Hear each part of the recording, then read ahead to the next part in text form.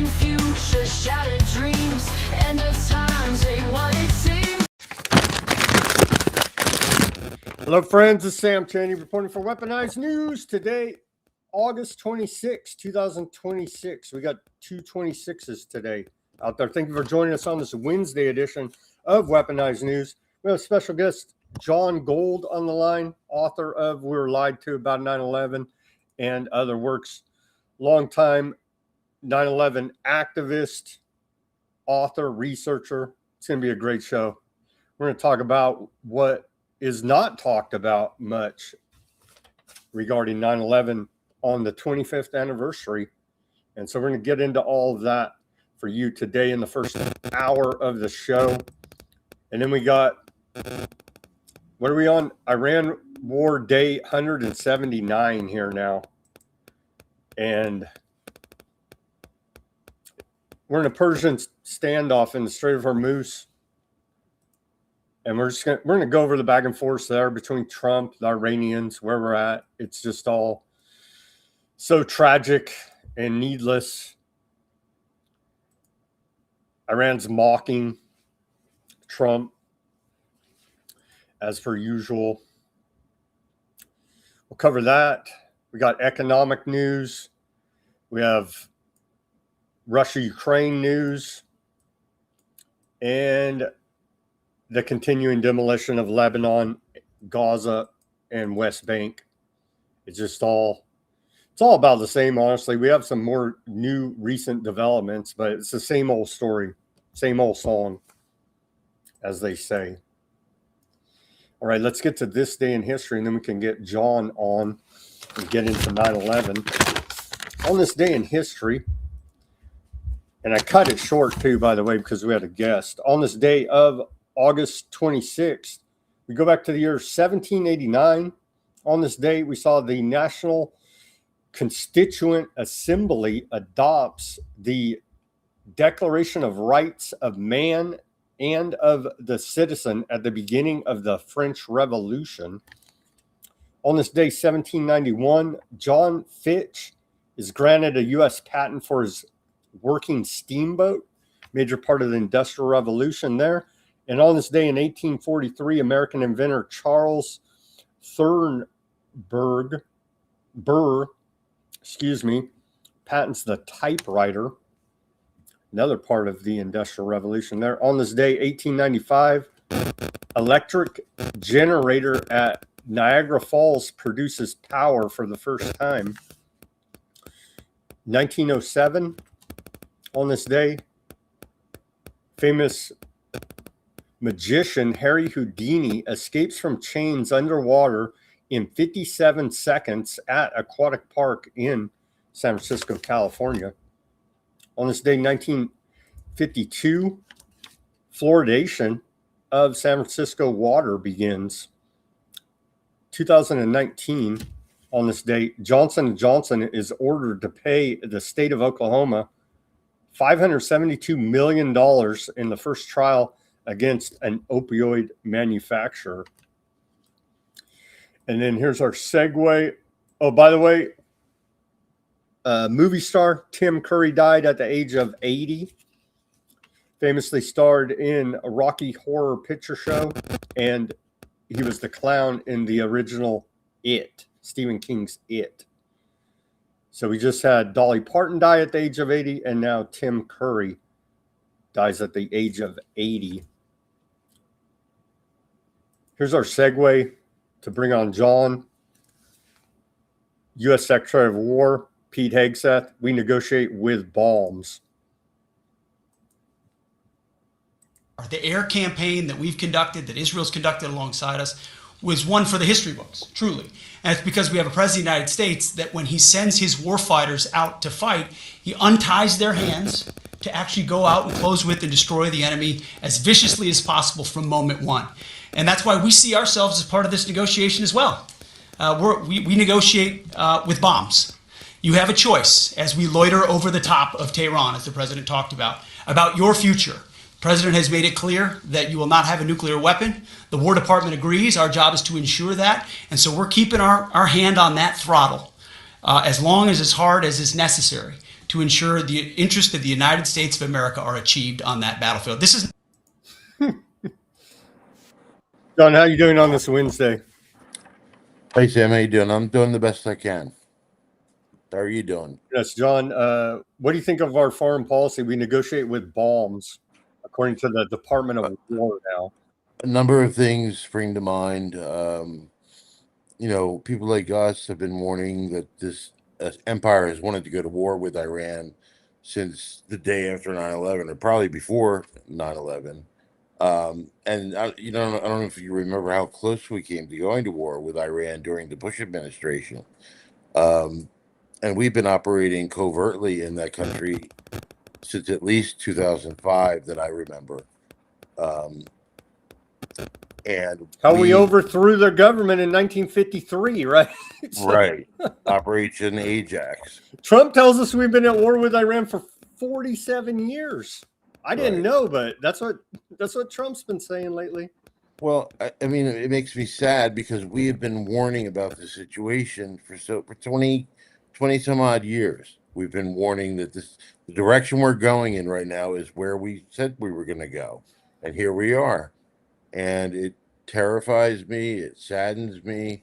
We talk about negotiation with bombs, and it reminds me of how this country supported groups like the MEK in Iran to help destabilize the country. Do you remember that? They're doing it right now, John. All the way leading up to this war, we fomented some type of color revolution. We had Pompeo, former director of the CIA, bragging about Mossad agents are on the ground helping the Iranian people. It's like, and now the economic sanctions are somehow supposedly going to put the Iranian people into poverty to such a level they have no other choice but to revolt against their government. Is the thinking somehow that's going to happen? Right. Another thing that springs to mind is that Iran was brought into the courtroom with regard to 9/11, suggesting they played a role in 9/11, and they didn't show up. Iran did not even bother showing up to defend themselves. It was just people from the 9/11 Commission went to go testify, people who, you know, I can't remember all their names. It's been a while since I looked at it, but these were people that were taking part in shenanigans during the 9/11 Commission. Why should they be trusted at all with regard to Iran? And unfortunately, a judge ruled, I think they owe $6 billion or something like that to the 9/11 families, where they held that much money for a period of time of Iran's. And I don't know. I don't remember reading that it finally went to the families. But yeah, I mean, 9/11 is the gift that keeps on giving to the establishment. I still consider these wars we're in as part of the 9/11 wars. We're still in the war on terror, John. Yeah, yeah. It's a never-ending war on terror. Look at this. Look at this meme Trump posted earlier today. Take a look at this. Mission not accomplished. See, yeah, we're still in the war on terror. Mission accomplished. What have we accomplished? It's the same regime. They're now reportedly even more radical against America than the guys they just killed, like 50 plus, and the top Khomeini leader there. When George W. Bush sat in front of that poster, mission accomplished, when you think about how getting into Iraq was the actual mission, yeah, their mission was accomplished. And what did we do? We destroyed Iraq. I mean, these, as I said, these are all part of the 9/11 wars, originally justified by 9/11. In fact, I think the authorization for use of military force that was written after 9/11, specifically to go after those responsible for 9/11, I believe is still active to this day. So all you have to do is say, this is Al Qaeda. Al Qaeda was responsible for 9/11. We can go into this country now to take care of Al Qaeda. I don't know, John. Al Qaeda's reformed now. The former head of Al Qaeda Syria is the president of Syria. So they're good guys now. Trump tells us. I know. When I saw that whole, it was so ridiculous. It was funny. but it was infuriating and funny at the same time that we we essentially allowed a member of Al Qaeda to become the president of Syria, and that line in and of itself is just insanity when you think about how much they said 9/11 was the group with far-reaching tentacles that could get to everybody. You know, in fact, I remember when ISIS first started, Al Qaeda said ISIS was too violent for them or something to that effect. And Al Qaeda was supposedly responsible for the murder of 2,978 plus people on 9/11. So, I mean, I don't think they'd have an issue with killing people, but I believe there was a headline what that said that. Um, Let's get into anyway, your work here, John. Your first work here, and I skimmed through about half of it. Your first work was 9/11 Truth, or the Fight for Peace, Justice, and Accountability. mhm. Well, that was a book that came about because when I thought about how this fight, when it was over, that's when I would write a book. That didn't seem like it was going to happen anytime soon.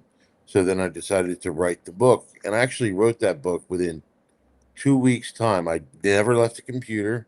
I just kept writing and writing and writing, and then I handed it off to an editor to go through it.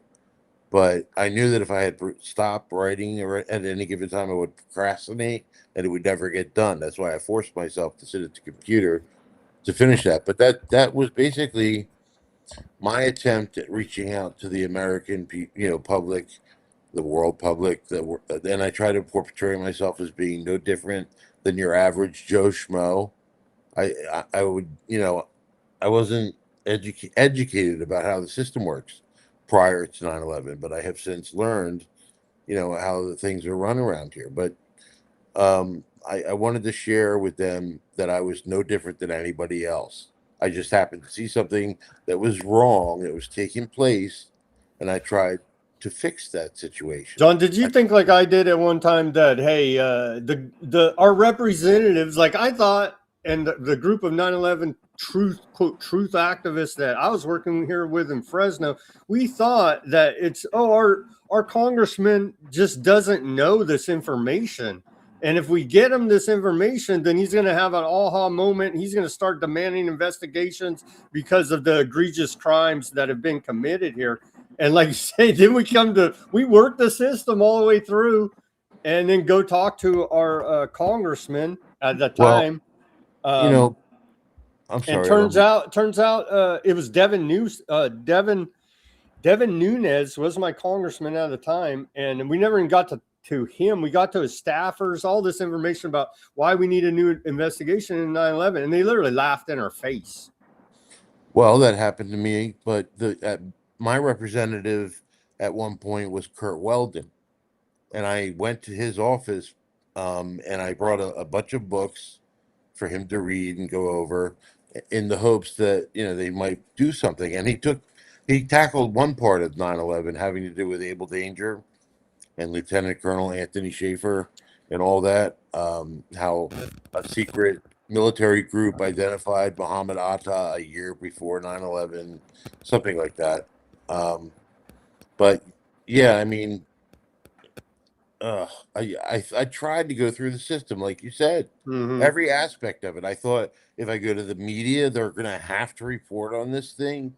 When I gave them the money to finish 9/11 Press for Truth, I did not think that this entire country's media apparatus would be able to completely ignore that documentary, which starred the Jersey Girls, which was based on Paul Thompson's work, his incredible, you know, gift to us, the complete 9/11 timeline.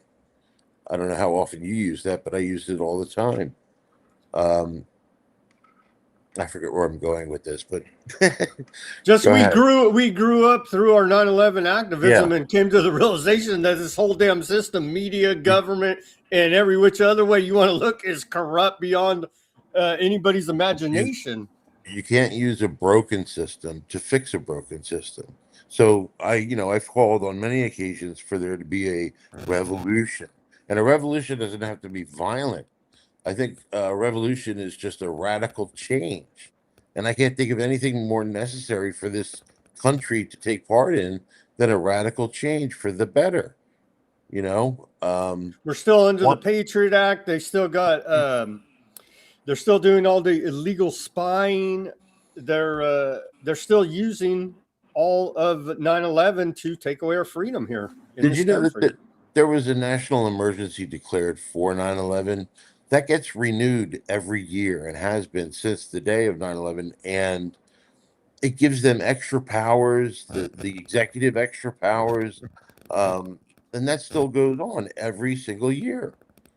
And, you know, it's so damn frustrating that we can't get a solid message out there. To me, the simplest message is we were lied to about 9/11. That's an absolutely true statement. As I don't know exactly what happened on 9/11. I don't know exactly who was responsible for 9/11. I look at 9/11 as a crime as opposed to an act of war. And as with every crime, there are suspects for that crime. And I believe because of their own actions, elements within our government and other governments have more than earned the title of suspect for the crime of 9/11. And that's a truth. That's a You good know? segue here, John, to your next book, the big one here. Yeah. Over 1,000 pages. We were lied to about 9/11. This is a compilation of all kind. How many interviews did you do for this book, John? I did 31 interviews. I tried to interview the best of the best, the people that wouldn't push bullshit, conspiracy theories or information, people that would just tell the story because the story speaks for itself. It really does. When you just tell what happened, when you talk about how the Bush administration fought relentlessly against investigating 9/11, they fought against the family members. I mean, that screams cover up. And there were so many things like that that screamed there's a 9/11 cover up going on. And some aspects of the news kind of sort of reported on it, you know, not a lot. There was never any follow up interviews, no follow up research, or, you know, and they just let it go.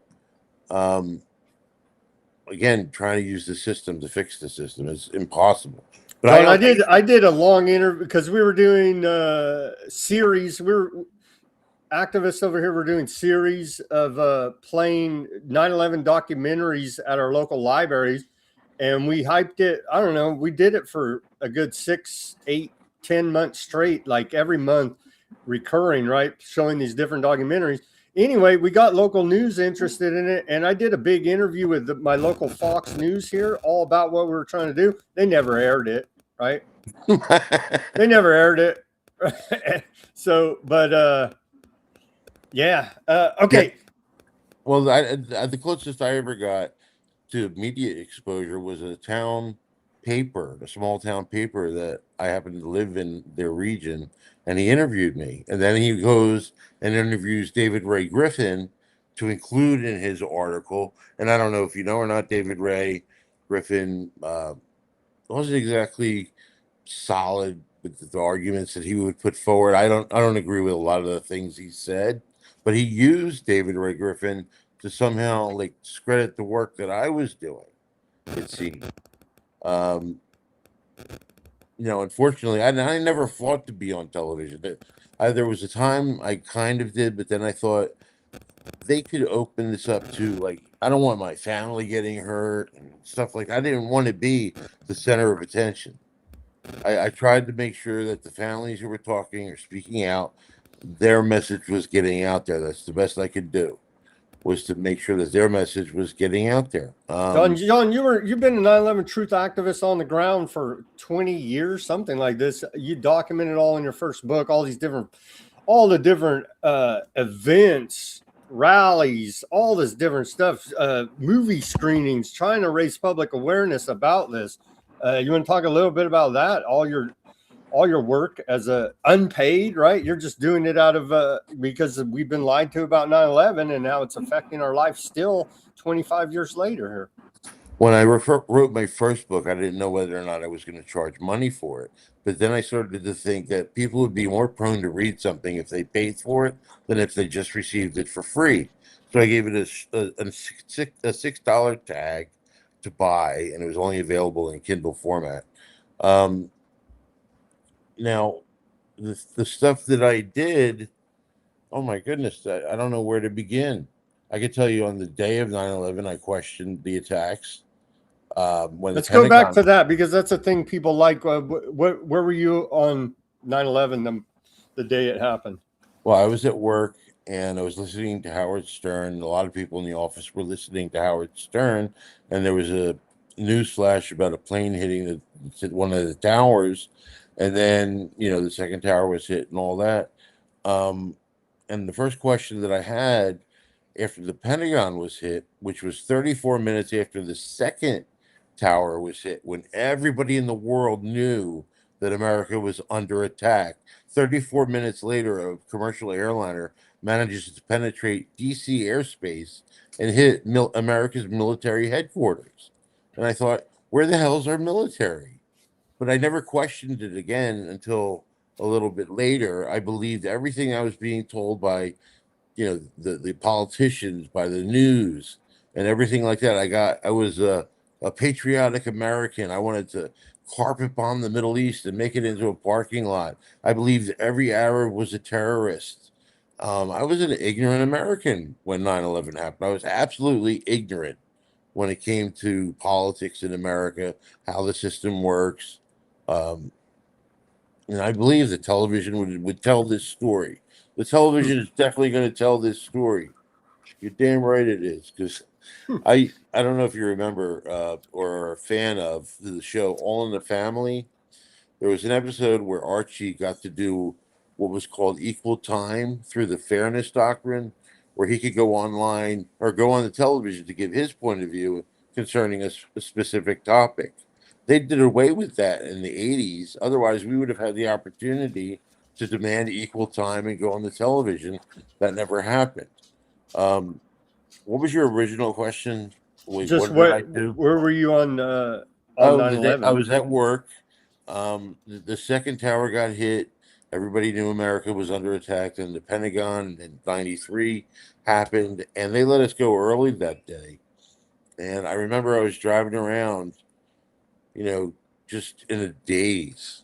This was so surreal to me. It was almost as if it was like a movie transpiring, And but where are it you was, at then? You're in you're in Philadelphia.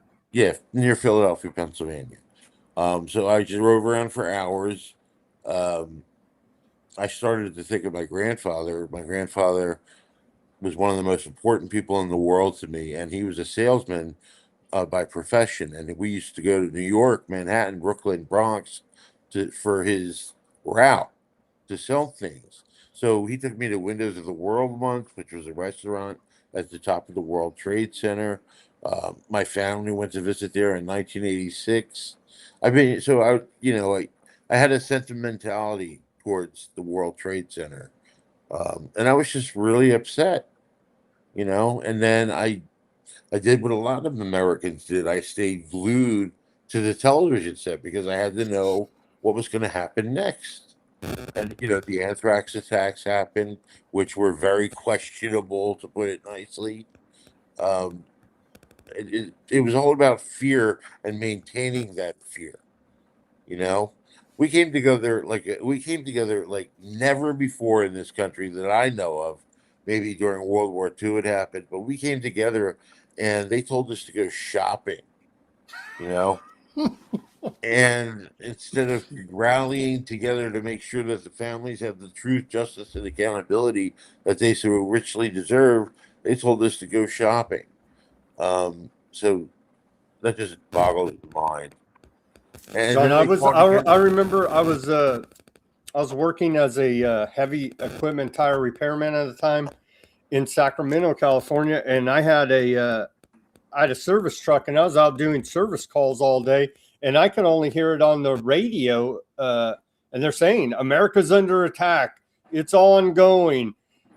And they just kept cutting planes here, planes there, another plane, and I'm just like, what? But like you, when I heard they hit the Pentagon, I was like, how is that even possible? And just like you're saying, I knew nothing about politics. I knew that the government's corrupt, like just base level. You know what I mean? Don't trust the Right. government, but how deep it actually goes, and they're going to orchestrate this grand conspiracy. I didn't even, that wasn't even in my mind at the time. I never once questioned anything the government did until that day, or a few months after that day started. When I first started questioning 9/11, besides the day of in my Pentagon question, in January of 2002, both Bush and Cheney went to Tom Daschle's office, who was the Senate Majority Leader at the time, and asked him specifically not to investigate 9/11 at all. And I thought to myself, why would the president and vice president of all people not want to know exactly how and why this happened, and to make sure it could never happen again? And yet they were fighting against having investigations. They were fighting against the families who wanted an investigation. And the argument that they were using at the time is that they would take resources away from the war on terror to, but there were certain events in American history where there were investigations set up within days of the things happening, like Pearl Harbor. Um, I think it was in 5 days there was an investigation started, and it took 441 days for the 9/11 Commission to get started. I mean, and again, the 9/11 Commission was an absolute travesty, a farce. You know, it was an article written calling it a whitewash. I think, what the hell paper was that, or magazine was that? About Harper's Magazine called it a whitewash. And um, if the American people saw and heard what the 9/11 families were saying during the time of the 9/11 Commission, they would have been outraged. You know, but they weren't. They weren't told these things.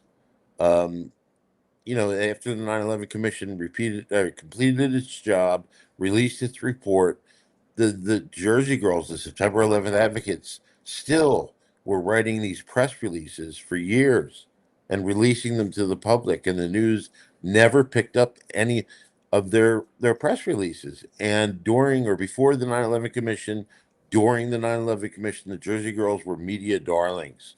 They were on the TV all the time.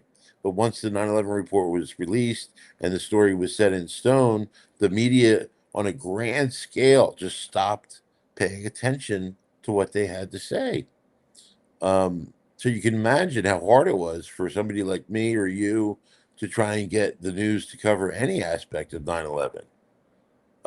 If they won't cover the families, especially the Jersey Girls. It was Kristen Bratweiser who sat in front of the Joint Intelligence Committee, and spoke on behalf of the 9/11 families, all of them.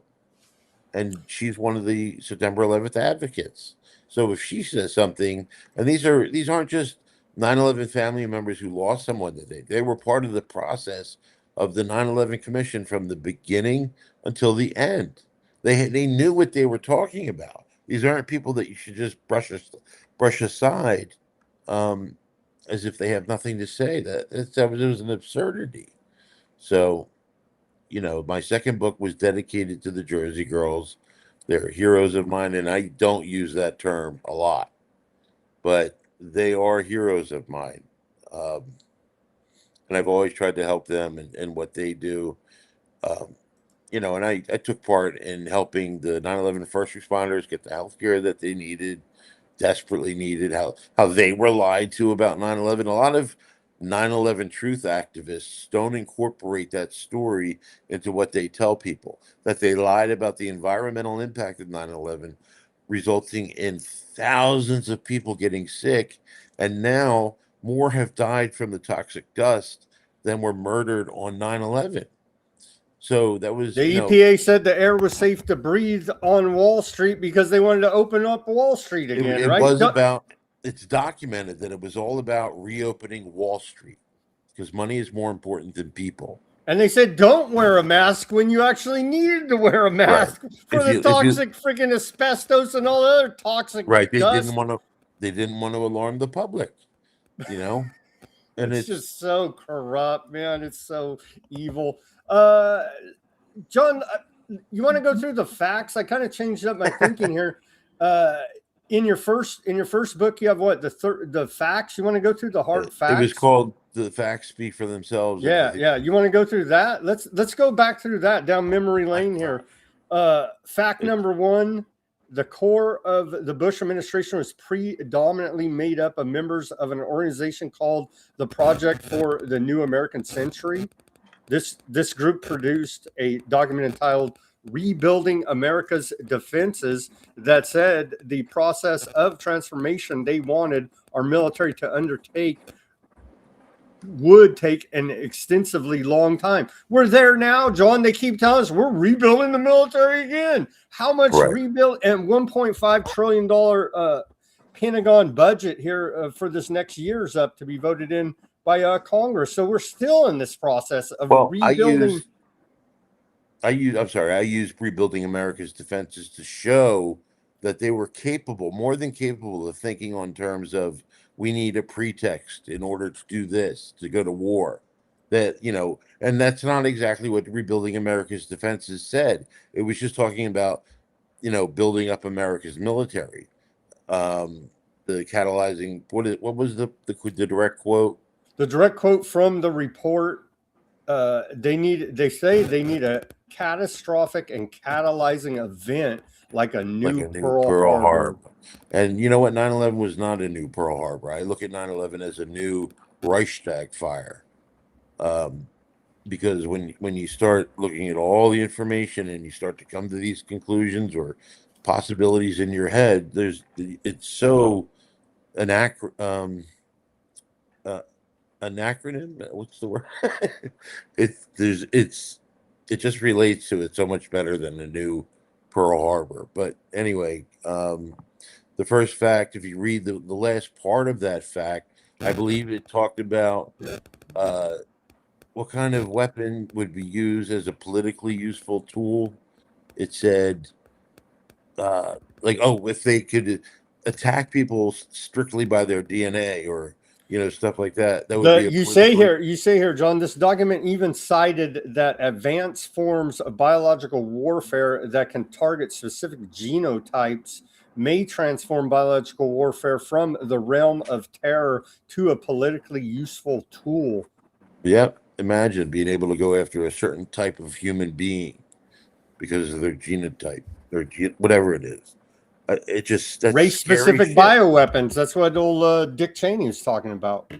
Right. Oh, he was horrible. He was just a horrible human being. And, he is a suspect or was a suspect for 9/11. He's now dead. And that's what they do. They actually rely on the passage of time to get away with crimes that they took part in.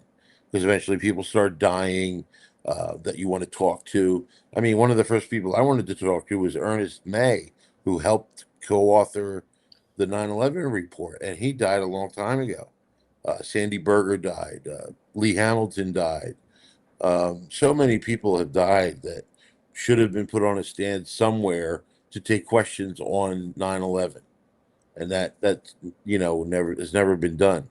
This think tank group, the Project for a New American Century, the last line you say here, a lot of the same people were part of a group that wrote a report titled "A Clean Break: A New Strategy for Securing the Realm that Advanced an Aggressive Israeli Policy in the Middle East." Oh my God, it's just so infuriating. We're still there. We're still doing the same thing. We're doing exactly what they wanted to do in a clean break. The whole greater Israel idea, and I report on it here every day, John. They're blowing up they're leveling the whole place there and taking it over, as they continue to say they're doing. Do you remember what's his name, former NATO commander? Oh God, who talked about he went to the Pentagon, met with some people, met with his friends. They gave him a document. They said they wanted to attack this country. Wesley Clark, right? Thank you, Wesley Clark. He said that we wanted to go to this list of countries and take them out, and that's exactly what we did. That's exactly what we did. And what we're doing now is an extension of all of that stuff. It infuriates me. The Zionists, the people in Israel, do more to create actual anti-Jewry than anything, anybody else does. Their actions alone. I mean, I call it anti-Jewry because I don't believe the term anti-Semitic is accurate. Everybody in that region is a Semite. So when you say anti-Semite, you're against everybody in the Middle East, They've not just twisted the definitions around, yeah, John, as you know, to their own advantage. And then any criticism of them, you're a bad person, you're a bigot. And it's like, no, you guys are the ones killing innocent civilians, women, and children. And we're just saying that's wrong and stop doing it. How does that make us bad? You know? right, exactly.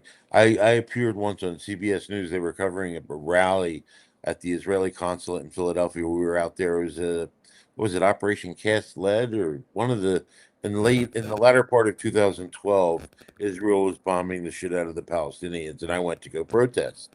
And I actually appeared on local CBS News to talk about it, and I made sure that I gave them nothing they could spin. I said I saw babies were being killed, and that's wrong, and that was it. That's all I said. Um, and that those kinds of actions that they take part in, the Jewish settlers, what they're doing. I can't stand that phrase settler. It makes them sound as if they're a nice old group of people looking for a place to stay, and they're not forceful or forcing people out of their homes and hurting and killing people. And oh my gosh, They're taking it. They're taking all that land, like you say, for the Greater Israel Project, right? and they all say that as well. Netanyahu, Smotrich, Ben Gvir, all the top guys in their government say that. So it's not even a question. But like you say, our U.S. media is going to twist it, spin it, and say you're a white supremacist, freaking bigot for questioning any Uh, of it, right? our media is trained to deal with Israel in certain ways.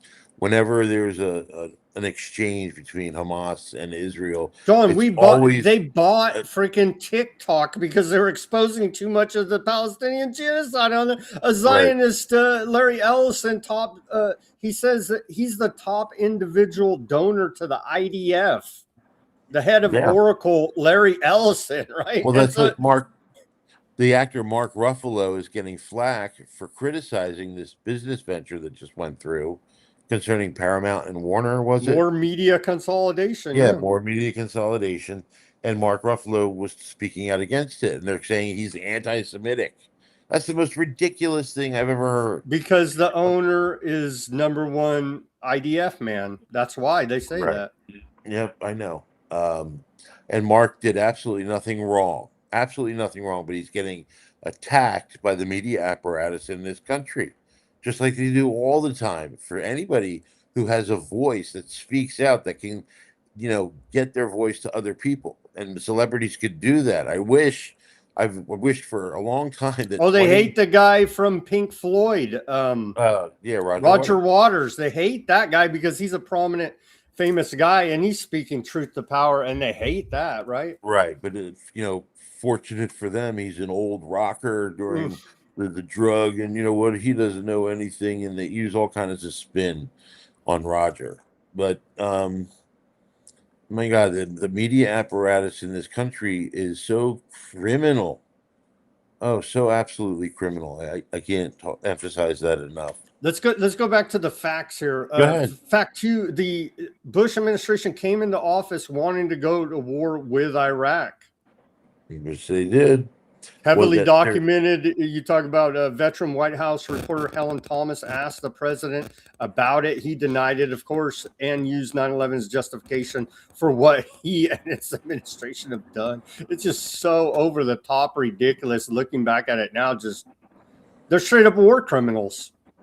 all of them are straight up war criminals? And because Trump is so bad, the right, some of the right have tried to um, repaint or paint George W. Bush in a good light. They're rehabbing him, and Yeah, I even see Democrats that hate Trump so much they say, "Well, George Bush wasn't that bad." right, He's the same exactly. freaking guy. It's the same agenda. Just put a different mask on him, man. Right. The presidents are figureheads that serve the oligarchy of this country. The money of the world, essentially.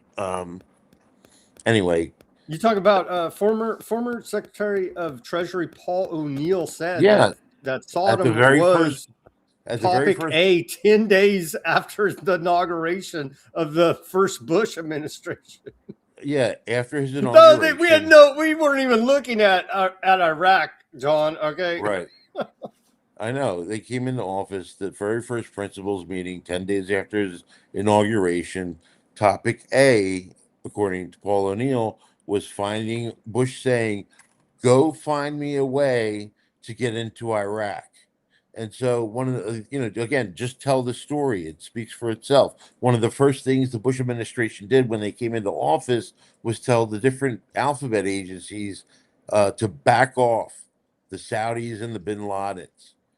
And I asked Bob Graham, Senator Bob Graham, if this would make the Trump administration culpable in any way with regard to 9/11. And he said, well, if it's true, it does not look good for them.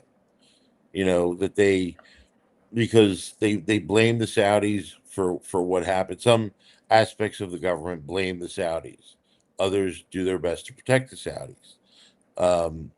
But again, that was the first thing they did. And so if Saudi Arabia had any involvement in the 9/11 attacks, and let's say that they were partners in crime with the US government regarding 9/11, yeah, if they had something to do, oh, I forgot my train of thought. I'm sorry. Go ahead, pick me up. Honestly, John, it's looking to me like Saudi Arabia, America, Israel, UK, all Yeah. had some part in it. It looks that way. I mean, again, if Saudi Arabia was a partner in crime with regard to 9/11, and that's not an ridiculous thought when you look at who was financed, like Prince Bandar, who was the Saudi ambassador to the United States for 30 some odd years. He was connected to money that was supposedly went to the two of the hijackers that were living in San Diego. And he gave. And wasn't his nickname Bandar Bush because they're so Yeah. close with the Bushes? Right, exactly. And then guess what? The 9/11 Commission, when they interviewed him, according to his memoranda for the record, didn't bother asking him a single question about his supposed ties to the 9/11 attacks. They just ignored it completely. That's so criminal. Again, one of those things. There's so many things that point out that the 9/11 Commission was absolutely corrupt and compromised. I believe that Philip Zelikow, who was the executive director of the 9/11 Commission, belongs in prison for the role that he played in, obstructing justice, because that's what he did. He put forward a bullshit story with the 9/11 report, and he did things to push the investigators away from things they need to look at. Just so many different things that he did, that he belongs in prison. You talk about the Uh, Chilcot Inquiry. inquiry Yeah. here revealed that Tony Blair's government knew that prominent members of the Bush administration wanted to topple Saddam Hussein years before the invasion, before 9/11. Yes, the Chilcot Inquiry looked. I forget what they were tasked with investigating. It's been so many years. My gosh. They found that they said that the Bush administration was interested in going to Iraq as soon as they came in office, months before 9/11. And we can also show that they were interested in Afghanistan months before 9/11. So, the Taliban managed to destroy 90% of the opium crops in Afghanistan prior to 9/11.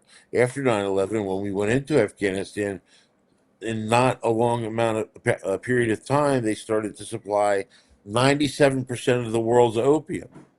I wonder how that happened. Here, John, we talk about Think Progress reported that Bush administration officials held a meeting recently in the vice president, that would be Dick Cheney's office, to discuss ways to provoke war with Iran. Yep. Seymour Hersh explained that during the meeting in Cheney's office, an idea was considered to dress up Navy SEALs as Iranians, put them on fake Iranian speedboats, and shoot at them. This idea intended to provoke an Iran war was ultimately rejected. But they've been thinking about that shows the mentality necessary to pull off something like 9/11. That's what that shows. And Fact there three, were fact three, John, Dick Cheney was CEO for a company called Halliburton. What, they got all the contracts out of right. the war, right? Or not all of them, but very large, lucrative Uh, government contracts all out of those this. no bid contracts, which were controversial at some point and were covered by some of the news at some point, but that story just went away. John, we And used to nobody care about a lot of things in this country that I thought mattered, like the national debt. We used to, I remember 40 trillion. we're past 40 trillion. We're spending the I was reading the news about it, $90,000 a second on it. That number just blows my mind still. $90,000 a second, John, is what we're spending here on the national debt. Well, Mike Rupert said a long time ago that we need to change the way money works. And I don't know exactly what he meant, but I think that a bartering system would work better than money works. You know, if you have the ability to do something that I need done and don't know how to do, you would do that for me, and I have something that you would want, you know, that kind of thing.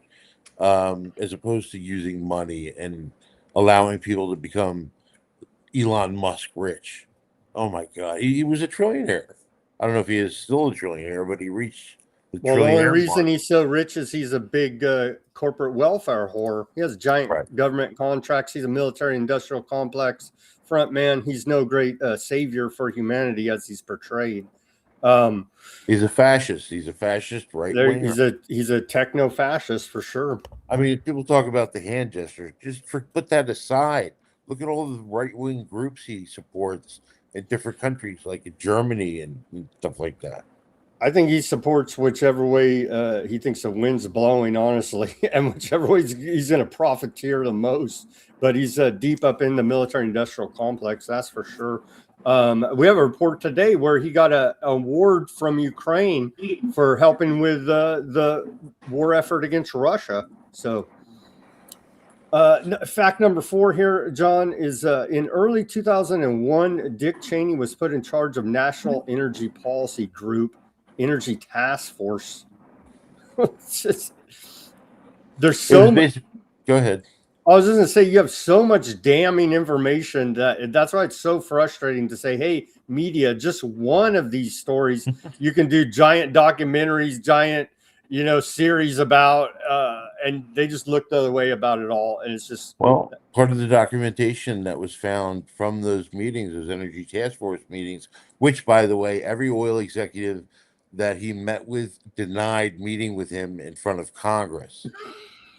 But they just lie to everybody's face because they know they'll never face any real repercussions. Right. One of the documents that they were looking at was a map of Iraq's oil fields, you know, months prior to 9/11, months prior to the pretext that would enable them to go into Iraq. You know, 9/11 was too convenient to That be speaks of convenient. foreknowledge, to planning ahead of time, to conspiracy. Well, it was too convenient to be convenient. I wrote an article about that. You know, did they hope and pray that something would happen that would enable them to go into places like Afghanistan and Iraq and, you know, Syria, Iran, and wherever else the hell they wanted to go? John, it was an Or act did they of make God. sure? It was an act of God, and they just want oil executives to give the world oil. That's how all this happened. I mean, Right. that's a ridiculous thinking that the media would want us to have to believe this nonsense. Fact number 5 here: in the months leading up to 9/11, there was unprecedented amount of warnings about 9/11. The same thing with before we went into Iran. Our intelligence community told Trump administration Iran's not an imminent nuclear threat. There's no reason to attack them. Well, Same thing. They told them, right? They're telling the them. whole Iran nuclear thing, they stopped even seeking a nuclear weapon. What was it, in 2003? And that, you know, they never went back to trying to John, our build. intelligence community and State Department, I covered it here on the show saying that this is all BS. They said they're not going to nuke us in 2 weeks. They're not an imminent nuclear threat is the exact language they use. I have an article on my Substack page of different times Benjamin Netanyahu said that they were this amount of time away. He's from been having trying to nuclear- sell it to U.S. 30 presidential years. for 30 years. Exactly. Sell the idea that, oh my Yep. gosh, we got to do something. We got to preemptively strike Iran or they're going to nuke us. Right, exactly. And he's been saying that so long. And he was one of the people that came to this country to talk about Iraq, to ensure that we went into Iraq. And even Philip Zelikow admitted, the executive director of the 9/11 Commission, that Iraq was about protecting Israel, you know, partly having to do with protecting Israel.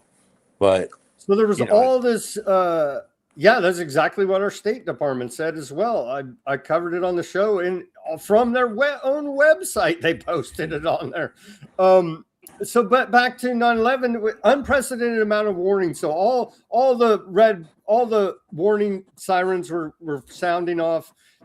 Our government was, in some part, was working how they're supposed to with this giant intelligence apparatus, saying, "Hey, we found these quote terrorists. They're planning an attack. Do something, government enforcement arm over there." And they just whistled Dixie and looked the other way because they knew, right? They knew. I mean, they absolutely knew. A long time ago in Hartford, Connecticut, 9/11 family member and Jersey girl Patty Casaza came and spoke about how they met with whistleblowers on the side of the road in Maryland, and some of them would tell them that this government knew the day, the target, and the type of attack. And yet the 9/11 Commission, even though they promised the families that each and every person, including each and every whistleblower, would be heard, they didn't speak to any of the whistleblowers. Because they already knew. They already obviously knew. Yeah. The here- 9/11 Commission was tasked with protecting the Bush administration, with protecting the establishment, to make sure that nothing, would happen against them. Nothing incriminating against them comes out. Right. You say here and you cite a bunch of articles here. There are indications that military action in Afghanistan was planned before 9/11. You cite all these articles where they're talking about how we need to go after those dirty Afghanis, right? Mm-hmm. Man, oh man, it's just there were plans on Bush's desk 2 days prior to 9/11 having to do with invading Afghanistan. That just coincidence. All these coincidences. What do you make of? I guess we give Biden credit at least for ending Afghanistan occupation, but it left very badly today. Trump White House is pumping their, as we should, mourn the loss of our service. I think we lost like 13 over there in the chaotic, and we left like $80 billion worth of military assets. What do you make of the way we left? It seems like it could have been more organized and not so chaotic. I don't remember everything exactly. I believe that Bush in 2008 made an arrangement that forced us to leave at a certain time. Wasn't that it? I believe so. And so we just left, and the Taliban is back in power. George W. Bush said multiple times the Taliban was defeated. The Taliban is defeated, and now they're back. John, we've defeated Iran 179 times, but yet there's still the same regimes in power there. I know it's just these wild riddles that our presidents tell us. What you tell me? What do you think about what's going on with the Strait of Hormuz? Do you think I don't know who the fuck? There's a bunch of. I think there's a Persian standoff. I think you got America with big guns there, and you got Iran with big guns, and they say pay us money or we shoot you in the face. I think is what's going on there. Right, and Trump, Trump says so many things, and I don't believe a word that he says. He said that America was in control of the Strait of Hormuz. He says it every day. It's just not true. It's just not true. There was a story like a month and a half ago or something where White House was they were like trying to say, don't listen to anything Trump says publicly. It's just all propaganda and PR. Literally don't listen to anything he says because he's full of shit. Yeah, absolutely full of shit. I refer to him as a glorified used car salesman. He's an actor. He's an actor. He was on reality TV show The Apprentice, for God's sake, for 10 whatever plus years here. And so America likes electing allegedly conservative Republican actors, Ronald Reagan, Donald Trump. You know what I mean? Right. If we have any control over the elections, Yeah, which is yeah. another discussion entirely. There you go. Okay, fact number 7 here, John. On the day of 9/11, a number of key personnel were scattered across the country and the world, with few exceptions, including Dick Cheney. Right. Dick Cheney was calling the shots that day, and as a matter of fact, And what Dick about Willie Cheney- Brown? You're familiar Yeah. with the famous story about the San Francisco mayor. Mayor. Willie Brown, that allegedly got a anonymous phone call that told him don't fly today on 9/11, right? Well, as all of us know, or most of the 9/11 Truth Movement knows, Dick Cheney was in charge from the bunker, the Presidential Emergency Operations Center that morning. Dick Cheney, or the Vice President's office, is not part of the military chain of command at all. In fact, the most important jobs the Vice President has is taking over as president in the event something happens to the president, or if the president goes into surgery, he's temporarily made president, or she is made temporarily president. And that's it. And they break a tying vote in the Senate. Those are all of the powers of the vice president on paper, according to history. And yet he was in charge. He was calling the shots, military shots on 9/11. And he was not part of the military chain of command. And I think it was NBC or Newsweek that said if the legality was ever looked at under a microscope or something like that of what he did that morning, It's all there would illegal. be, yeah, absolutely illegal. So, was him in charge? I know the fact that the pilots didn't listen to him, or some of the pilots didn't listen to him because he was not part of the military chain of command on 9/11. And I just wonder if his location that day, or his place of power that day, caused some of the confusion that happened that day. I mean, That's probably also part of it. Your next fact here, John. On the morning of 9/11, there were several military exercises taking place, some of which allegedly mirrored the events taking place that day, and so that could also be part of the confusion that they to muddy the waters to the point where everything's so muddied that they have the fog of war cover. We have documented proof that it did cause confusion that morning by design. I would argue they knew it would, and that's exactly why they did it. Well, the whole exercises was called Global Guardian. That was the umbrella exercise, and then there were different military exercises taking place underneath that. I believe I read that it originally takes place in October or November, and they specifically moved it to the time period of September 11th, for some reason. I always thought that was interesting. Paul Thompson was the one that pointed that out. Man, there's so many different things to get into, so many different things to discuss. The military exercises were not looked at by the 9/11 Commission. They looked at one of the I think it was Vigilant Guardian. They looked at one of them and didn't even properly describe what they were, what was taking place with those exercises. So, the very we had military interceptor jets ready to take out these allegedly hijacked planes, and Dick Cheney gave him the stand down order, right? Told him don't take them out. That's something a lot of people say, that theory that he called for a stand down, but I think that the confusion that came about from him giving the shots or calling the shots was a de facto stand down, because some people were confused because he's not even part of the chain of command. Right, exactly. He was not part of the chain of command. It confused everybody involved. That was a de facto stand down without actually calling for a stand down, so I think that's what happened. You say on 9/11, Donald Rumsfeld started planning the Iraq War. So did Condoleezza Rice. Within hours of the attacks, they started planning for the Iraq War, as if they were waiting for this thing. Oh, come on. We were just got to get ready. Come on. And then 9/11 happened, and that's when we went right to work and started planning for the Iraq War, to the two of them. But John, it's always this vague, shadowy Saddam Hussein, Iraq, but they never even, I don't think I've ever seen them officially even blame Saddam Hussein or Iraq for 9/11, have they? It's just And I always think this. in a court of law they did a long time ago, argued that Saddam Hussein was responsible for the 9/11 attacks. And that's something we could talk about, is how many people in America believe that Saddam Hussein had something to do with 9/11. There were polls that were showing upwards of, I think in the soldiers, it was up to 86% believe that they were in Iraq because of Saddam's role in the 9/11 attacks. But upwards of 55% of Americans thought that he was responsible for the 9/11 attacks. And how did that happen?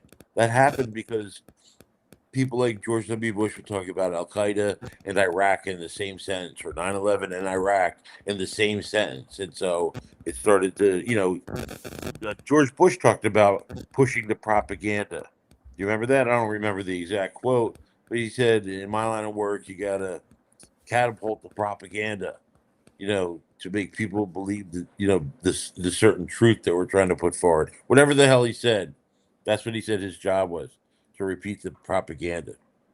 Anyway, what's fact number 8? Was that military exercises, or are we on Uh, 9? we're at the hour mark here, John. We got to take a commercial Oh, break. We got to go take a ahead. commercial break. Live commercial break right now. Everybody give us a like, share, subscribe, push that notification button. Go to weaponizednews.com/shop. Get yourself a holograph sticker over there, a white background sticker, a clear sticker. Weaponizednews.com/shop. The link's in the description below this video. You can find links to John's work in the description below this video. We take donations as well. Buy me a coffee, Bitcoin wallet address, Cash App. Links are in the description below this video. Become a paid subscriber at Weaponized News Substack channel. We give away everything free there, but help support independent reporting and analysis brought to you 5 days a week, broadcasting live Monday through Friday, 5 p.m. Pacific, 8 Eastern time. Become a paid subscriber, Weaponized News Substack. Give us that like, share, subscribe, push that notification button. All links are in the description below this video. John, you want to plug anything here? Your books? You can plug my books. The second book is the most important one, I think, out of the two, which was We Were Lied to About 9/11, The Interviews, which you can listen to each interview online through my YouTube account, which is Gold9472, or you can go to archive.org and look it up there. I want to promote the fact that there are individuals right now attempting to get documentation released showing that New York political figures knew the air was unsafe to breathe and the water was unsafe to drink, stuff like that. There's currently a group of people trying to get that documentation released to show that, they knew it was toxic, and they told people otherwise. The families are always involved in their lawsuit against Saudi Arabia. I don't know how well that's going. It's been a while since I looked at it. No, I mean, whoever's doing a good job for the world or for 9/11 justice, then that's all I recommend, is that people follow the good people. Links are in the like you, description Sam. below to John's work there. Okay, number 10. Oh no, we covered that. Rumsfeld was already, and Condoleezza Rice. They're planning the war. Number 11 here. And then we get into the timelines. Between 9:30 p.m. and 10 p.m. on 9/11, 2001, Bush says, "This is a great opportunity. We have to think of this as an opportunity." He does so again during the State of the Union speech on January 29, 2002. Karl Rove said, "Sometimes history sends you things, and 9/11 came our way." So It was the gift. it fell in their lap, and they weren't planning any of this, and they're keeping America safe, John. It's sad that they did exactly as they wanted to do after the 9/11 attacks that they were talking about prior to the 9/11 attacks. That's not suspicious in any way, shape, or form.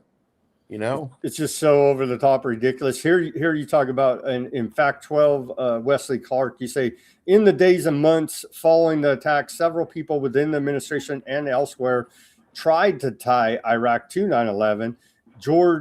General Wesley Clark said there were many people inside and outside the government who tried to link Saddam Hussein to 9/11. We talked about that a little bit. According to George Tenet, Shortly after 9/11, Richard Pearl said, Iraq has to pay a price for what happened yesterday. They bear responsibility. Yep, absolutely. And again, I point to the polls that were taken showing how many Americans thought Saddam had something to do with 9/11, whereas Iraq had absolutely nothing to do with 9/11. As a matter of fact, I want to bring up something. According to a study done, I believe it was Brown University, upwards of 4.5 million people have died as a result of our response to the 9/11 attacks in the Middle East region. 4.5 million. So I refer to it as the 9/11 Holocaust. You know, how fucking sad is that? And that doesn't include the wounded, the displaced, but 4.5 million people have been killed. The orphans and the widows. Yep. And on it goes with all the horrors of these insane illegal foreign wars of aggression. To what end? You know what I mean? To what end? Yeah. We're now all these Muslims hate our guts more than ever now, John. You know what I mean? Yeah. We're not making friends and influencing people. We're creating enemies more than we've ever had in the history of this entire world. Like 85 to 90% of the world hates our guts as Americans. It ain't me, bro. It's my corrupt government. I do a show calling them out every day about it. You know what I mean? But that don't make a difference. I got a target on my back now because I'm an American, because of what this corrupt government has done to the rest of the world. Yeah, it's a disgrace. It's a shame. And we, I used to say that people around the world recognize that it was the U.S. government's fault, but no, you could go find a million people, billion people, however many people in the United States that actually support what they're doing. What the government is doing. Much of it are the Trump supporters right now. Do you remember when 9/11 Truth was a left-wing issue?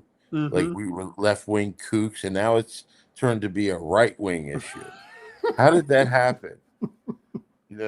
Only the right wing are covering different aspects of the 9/11 attack, the lies concerning the 9/11 attacks. How did that happen? So anyway, Fact 13 here, John. The heads of the Joint Congressional Inquiry into 9/11, Porter Gross, Representative Goss, and Senator Bob Graham, along with Senator John Kyle, met with alleged financier of the attacks on the day of 9/11. Right. That's in the crazy. days following 9/11, Lieutenant General Mahmoud Ahmed, who was the head of the Pakistani ISI, the Pakistani equivalent to the CIA, was in Washington, D.C. during the week of 9/11. There were allegations that he asked Ahmed Omar Saeed Sheikh to wire transfer $100,000 to Muhammad Atta. And there's a lot of information that suggests that actually happened. There's also information to suggest that Lieutenant General Mahmoud Ahmed and Ahmed Omar Saeed Sheikh took part in a terrorism plot a month after 9/11 together, showing that they have a history of working together. So what, if they gave out $100,000 to Muhammad Atta, that's a bad thing because, after 9/11, Pakistan became one of our biggest partners in the war on terror. We were giving them untold amount of money, through a lot of it through wireless cash transfer. They're still asking for money, John, for brokering alleged Iran America peace talks. They're still saying, give us a bunch more money. If you remember, Pervez Musharraf was the head of Pakistan during the time of the beginnings of the war on terror, and it was eventually found that he was responsible for the murder of Benazir Bhutto. And he was found guilty in a court of law. I don't know what happened to him now. I don't even know if he's alive or not. But yeah, that was one aspect of 9/11 that should have been looked into. The 9/11 Commission's report didn't say anything about it. It was one of the questions put forward by the 9/11 Family Steering Committee, which was made up of 12 9/11 family members, including the Jersey Girls, and their job was to work with and monitor the 9/11 Commission. They worked with the staffers of the 9/11 Commission. They tried to direct the 9/11 Commission as much as they could, but they couldn't. They couldn't get the 9/11 Commission to do what they wanted it to do. Here's an example. The Mueller investigation into Russiagate used their subpoena power 2,800 times. How many times did the 9/11 Commission use their subpoena power? Do you know? 0. It was three, but close. Three times. And each time it took this massive, argument that had to take place, between the Democrats and the Republicans of the 9/11 Commission. It was partisan by nature. Oh God, 9/11 Commission. It's important for us to make sure that the right history is told concerning the 9/11 attacks. Right now, the wrong history is being told. It's continually being used for a multitude of things. And we need to just make sure that the right history is told. I don't know how to do it, other than continuously writing articles or whatever, trying to reach out to different journalists, because how is it possible that every single journalist in this country is corrupt and suppressed, their work is suppressed and so forth? Not every single one, 99.9% of them, but, you might get lucky once in a while. What about the 28 pages, Redacted the pages. redacted pages? They were released. It was actually 29 redacted pages, surprisingly. And they talked about, one of the things they talked about was that uh, Prince Bandar gave money directly to one of the people that helped the 9/11 hijackers in San Diego. I don't remember how much it was. It might have been $15,000. But, when at the time when the Joint Congressional Inquiry's report was released, they were talking about how there were 28 redacted pages in the report, that it was the Bush administration. It would save the Bush administration from certain embarrassments, if it was released. And you cite all these news reports. There's like, I don't know, 15, 20 documenting it all here. Right. And so, yeah, the Saudi Arabia angle, I mean, that's been the most reported on aspect of the cover up of 9/11, most definitely. And it's always right wing media outlets that are reporting on it. For some reason, I don't know why that is. Why is it always Fox News that reports, or the News Nation that reports on different things that are taking part in the lawsuit, the 9/11 family's lawsuit against Saudi Arabia? I don't know why that is. Just an interesting phenomenon. They're Yeah, I still mean, they're still trying to pump fear of terrorism and to bring it up any way they can. And so I don't know, you know what I mean? But fact 15, the Bush administration was the family's biggest adversary. adversary when it came to creation of a so-called independent 9/11 commission. Right. They were the biggest adversary against the 9/11 families for the creation of the 9/11 Commission, a supposed blue ribbon panel that they wanted to be created to investigate what happened. And again, we go back to the question, why is the Bush administration, why is the President of the United States and his administration, why don't they want to know exactly what happened that day and who was responsible, to make sure it could never happen again? But again, they were the family's biggest adversary when it came to the creation of the 9/11 Commission. So They ask even tried why. to you say here they even tried to make Henry Kissinger Kissinger. the commission or the chairman of the commission, Right. but he And resigned after family started asking too many questions. right, the families got together at It's Kissinger's office. cartoonish level here, Right. John, and it would be funny if it wasn't so tragic. It's just it's cartoonish level of just propaganda, lies, corruption here from our own government and media. Right. Well, I can tell you that the 9/11 family members, the Jersey Girls, met with Henry Kissinger in his offices, I think in New York City, and started asking him questions. Didn't you work with somebody or have business dealings with the name Bin Laden before? Like, isn't that a conflict of interest? And so the next day, Henry Kissinger sat, he turned down the position as chairman of the 9/11 Commission. But who we got on that commission, so many of them were so connected to the Tell us about That- Zelikow. Philip Zelikow was executive director of the 9/11 Commission. well, he did so many things. Like I think there was the first day he brought out somebody by the name of Laurie Milroy and Abraham Sofire to sell the idea that Iraq had something to do with the 9/11 attacks, and the families and the staffers fought against that. He rewrote the 9/11 report to be more favorable of Condoleezza Rice and to put Richard Clark in a bad light. Oh my God, he did so many things. There was a woman who was working on the 9/11 Commission, uh, Dana Leeseman, who helped take part in writing those 28 redacted pages. She wanted access to those pages so she could continue her work, and Zelikow made it impossible for her to get access to them. So she went through a back channel to gain access to them, and Zelikow fired her for that. All she was trying to do was her job, and Zelikow fired her. Here you talk about he's cooking up nightmarish scenarios, catastrophic terrorism, Hollywood style scenarios. Well, yeah, he was. I think he was somebody who responsible for creating public myths, or something to that effect. I forget what the exact wording is. It's been a long time. Um, you know, he he made sure that the 9/11 Commission steered away from the NSA.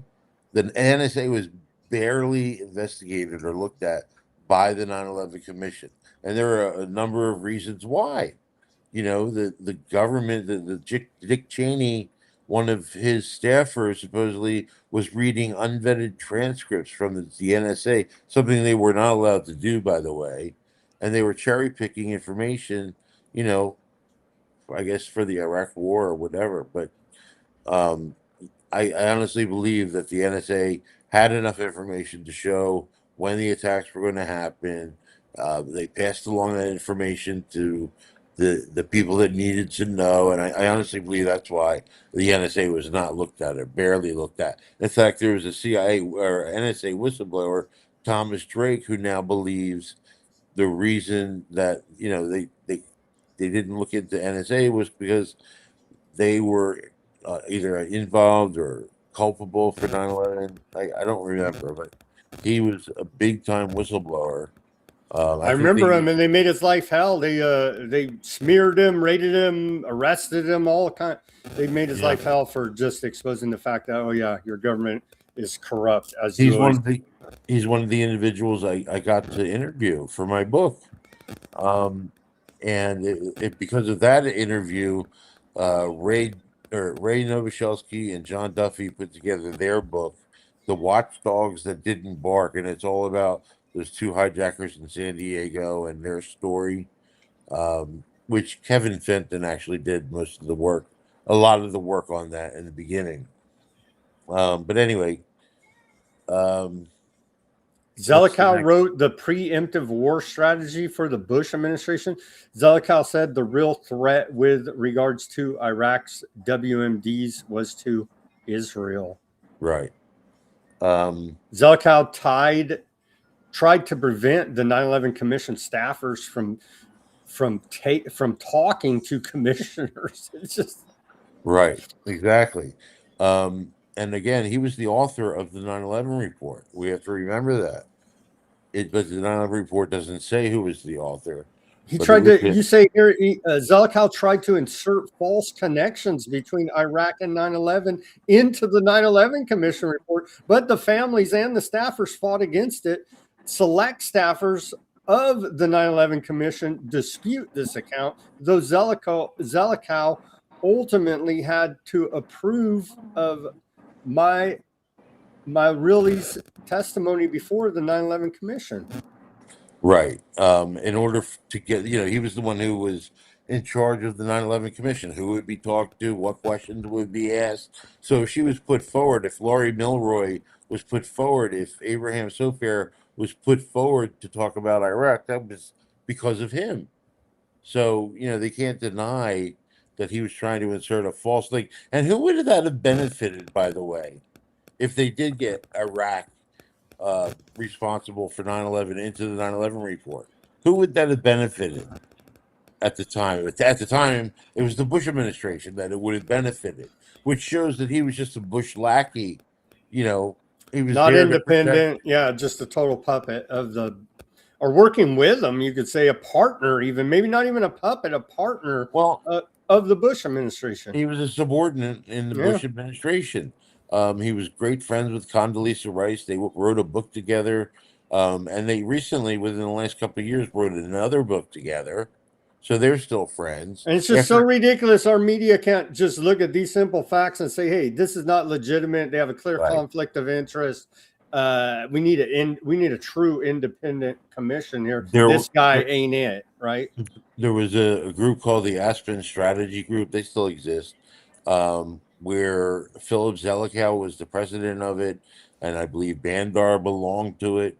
So through their meetings, did they ever meet each other, Zelikow and Bandar? I don't know, but there's Very a possible. possibility.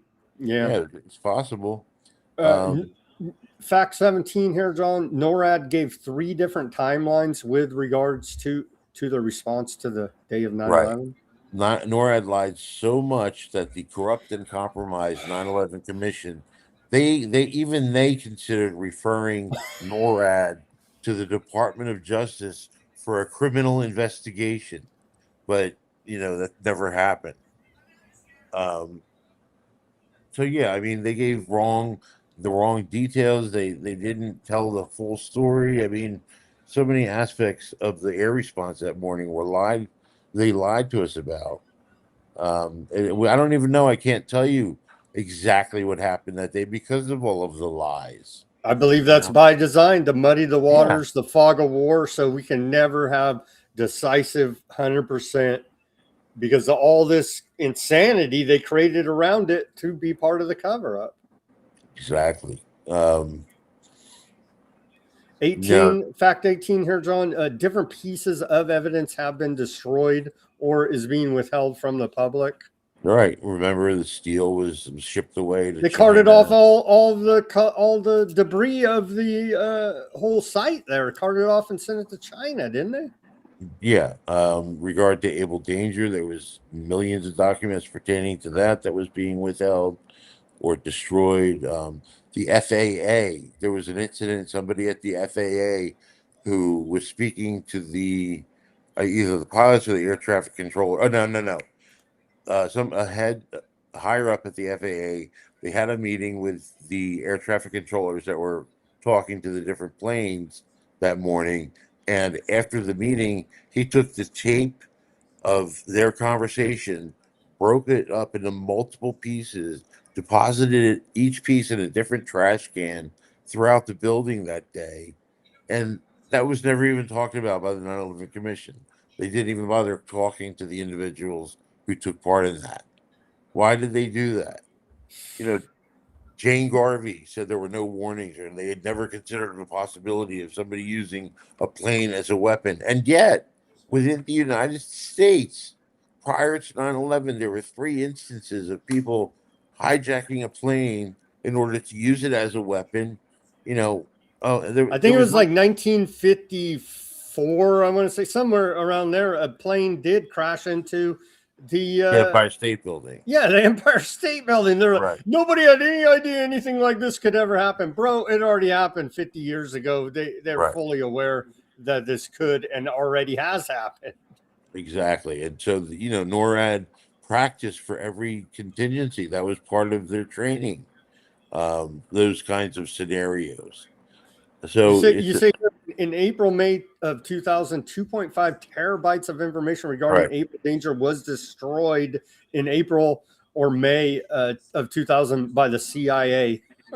Well, we don't need that. We don't need that 2.5 terabytes worth of data. We don't need any of that for our investigation. Just destroy the tapes. Right, exactly. That's another instance of them destroying evidence. So what's 19? Just one more on the destruction of the evidence. You say here most of the steel from WTC was removed, cut into smaller sections, and either melted at recycling plant or shipped out to or shipped out of U.S. Fire Engineering magazine said, we are literally treating the steel removed from the site like garbage, not like critical fire scene evidence. Exactly. That was one of the magazine that was looking into it, Fire Engineering. And these forensic fire engineer investigators needed that evidence to be part of their investigation. Destroy it all. Just destroy it, move it to China. And then there's, unfortunately, there's a lot of stuff that made it to, what the hell is it called? The landfill that has all these parts from 9/11 where they're finding some bodies or fresh kills. That's what it's called. The Fresh Kills landfall has some of the building materials that were there. And the families, there were so many family members that did not get any remains of the people that were killed that day. And it's a shame. Bob McIlvaine, who's a 9/11 family member, was fortunate enough to get his son's body for the most part. He got it back so he could bury him. Who, by the way, Bob McIlvaine, wonderful man, a hero as far as I'm concerned, with regard to this cause. Anyway, what's the next one? Several whistleblowers have come forward over the years with information pertinent to the 9/11 attacks. You name a bunch of them here. Some of the people, John M. Cole, Bagdan Javad, I can't say his name. Javog, Sybil Edmonds, she's pretty famous FBI whistleblower there. Bezrog Baruch Shashar, Melvin A. Goodman, Gilbert Graham, Colleen Rowley, John Vincent, Robert Wright, Mark Burton, Mike German, Anthony Schaefer, and Thomas Drake, as you mentioned earlier, and Scott Philpott. Right. Scott Philpott. Yeah, there were so many whistleblowers. They like Patty Casaza said that Thomas Keene, who was the chair of the 9/11 Commission, promised to her face that each and every whistleblower would be heard, and none of them were. None of them were questioned, and so that, again, that's another aspect that shows the 9/11 Commission was completely corrupt and compromised. One of my favorite things that shows that are the government minders. You know what they are? They were people that accompanied witnesses that would sometimes answer questions for witnesses, that would intimidate witnesses to say certain things. And those witnesses were afraid certain things would get back to their boss because of these government reminders. They couldn't speak freely, about what they wanted to. So they're literally government thugs intimidating witnesses. Yep, exactly. Called government minders for our own safety and security, of course. Right, exactly. Here, number 20, you talked about this a little bit, the connections between the bandars, right, funding the terrorism, Mohammed Atta.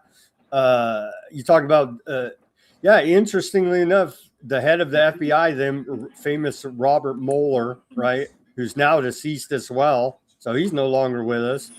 Exactly. So maybe if everybody dies, then we could get some. Well, look at the JFK assassination. You still haven't got that, right? And yeah, exactly. And so, by the way, with regard to that, Oliver Stone came out with a documentary called 9/11 Revisited Through the Looking Glass, which was absolutely amazing. They just had amazing information showing how JFK was killed and who did it. But anyway, Fact 22, you say no one has been held accountable, but we killed 4.5 million Iraqis or people in that region, the Middle East, people in West Asia region there, and so we held them more than to account for the. If you want to say that those 19 individuals, Osama bin Laden, Khalid Sheikh Mohammed, were the sole people responsible, and then they go and they murder all of these Arabs, these people who look like those terrorists, that they have the same skin color. That's called collective punishment. That's a war crime. You know, it's they even took out that concept from schools.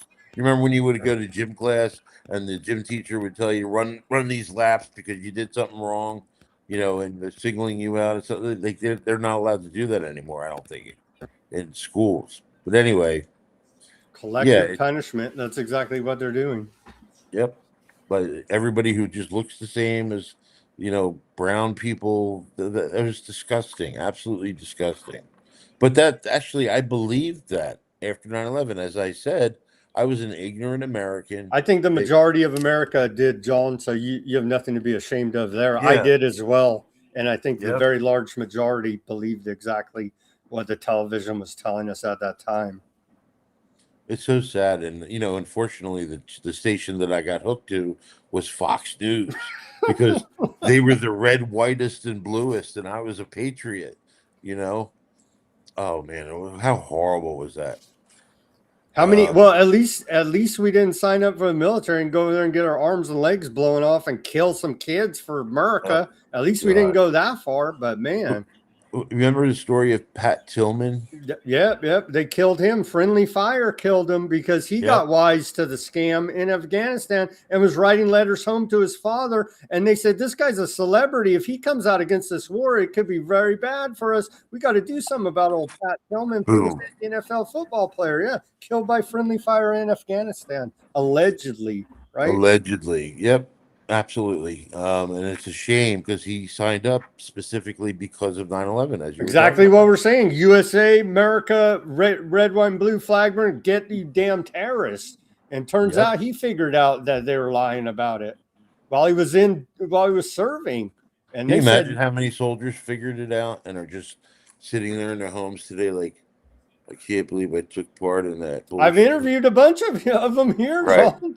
And it's so heartbreaking and so tragic what they've done to all of America, but especially the troops who bought the whole lie, hook, line, and sinker, and thought they were legitimately doing the right thing, fighting the war on terror. Yep. And look at ICE today. I warned that ICE was the equivalent of the Gestapo when it was We shouldn't created. even, the Department of Homeland Security is unconstitutional. It shouldn't even exist but for Yep. 9/11. Exactly. So that came about because of the 9/11 attacks. If people had problems with ICE, point out the fact that we were lied to about 9/11 and there's no justification for that organization at all. You know, just like the wars, there's It no shouldn't even justification. exist. Exactly. But So they're using it as federal Gestapo forces here now. now in Florida, isn't there an internment camp that was built in Oh, they're Florida to building hold? them all over the place. They're Uh, doing this big federal government. Trump administration is doing a big deal with Geo Group, who is a private prison right. corporation, and they've done and a bunch of their when all of their corruption was exposed, they had to shut down a bunch of them, and so there's these empty prison facilities. They're being refitted for alleged migrant detention facilities. I claim that at some point in the future, the government's going to point the gun at you and I, Well, American they're uh, already doing it. The president, and number put one our threat asses in there. the number one threat, according to the establishment today, is homegrown terrorism or domestic terrorists. Us, you know, they count us as the terrorists, and we Do you said see? years Do you see ago. the woman last week, the ISIS-inspired terror attack that Mm, she was allegedly going to blow up the New York State Capitol building? Was that an Busted, but FBI entrapment yeah, job? yeah, the FBI set her up the entire way, and so they dog walked her to Home Depot, I believe, to buy the bomb making materials. Provided her with all the intelligence how to do it and the funding, and then turn around. The same routine we've seen many times, and then turn around and say, "We busted a terrorist right here. We're keeping you safe." It's like you guys made her a patsy, staged the whole thing up. It would have never happened without you, I ha- FBI. Uh, there's a video on my YouTube channel um, called, oh geez, I can't remember the name of it. It had to do, I can't remember the name of it, but it's specifically about this issue, about how the FBI was creating these terrorist attacks for people. Oh, it's called Manufacturing Terror. this little video I put together that has all They these just links. did another one last week, but yeah, many times. The headline: FBI foils terror plot. You read down the article. Oh yeah, it turns out they were FBI informant, and they were working with the FBI, and the FBI did this and this and this to help them along the path of terrorism. It's like, what? Yep. It's disgraceful. Absolutely. The inconsistencies, the hypocrisy is so infuriating and so heart-wrenching. It's just, you can only do this for so long until you get burned out. John, I'm telling you, like a couple of weeks ago, I was looking at at the Lebanese civilian kids they were blowing up, and I started crying, man. And I cover this horror of war every day, and it just got to me. And so it does get to you after a while. I I'm just agree with waiting you. for that time. I'm just waiting for the time when people who we actually did piss off in the Middle East do something in this country. You know, during World War II, it was the oceans that protected America. America wasn't being bombed. You know, it was everybody else that was being bombed. But imagine that happening today as a result of what we've done over the last 25 years. Well, that's why Trump needs to build the ballroom, which is actually a military bunker underneath the White House, because they know we got something coming here now. You know what I mean? For, like I say, 85 to 95% of the world hates America's guts. We have like over 40 countries under economic sanctions right now. And so we're punishing Joe Blows of those countries, regular citizens that are not the elites that are all in bed together. We're punishing them for alleged actions of whatever their government did that we say we don't like, and the just regular citizens are suffering for it. They have nothing to do with it. It's horrible. You know, the Second Amendment, whatever you want to say, it had to do with creating a militia in the event that the government got tyrannical, that we would be able to deal with them. But we have nothing that competes with what they have. It's like bringing pitchforks to a drone fight. You can't win that battle. So the only other option is to non-violently, you know, work against the system. If John, they want us to get violent. That's the whole. I know. They're constantly provoking. Do something. You know what I mean? The corruption, the lying, cheating, stealing's in our face. They want us to do something, and so, but we know better than to. There's all these stories of people, Americans threatening their elected representative. Don't threaten them. Don't do anything illegal, because they will use that as an excuse and say, look, we stopped another terrorist.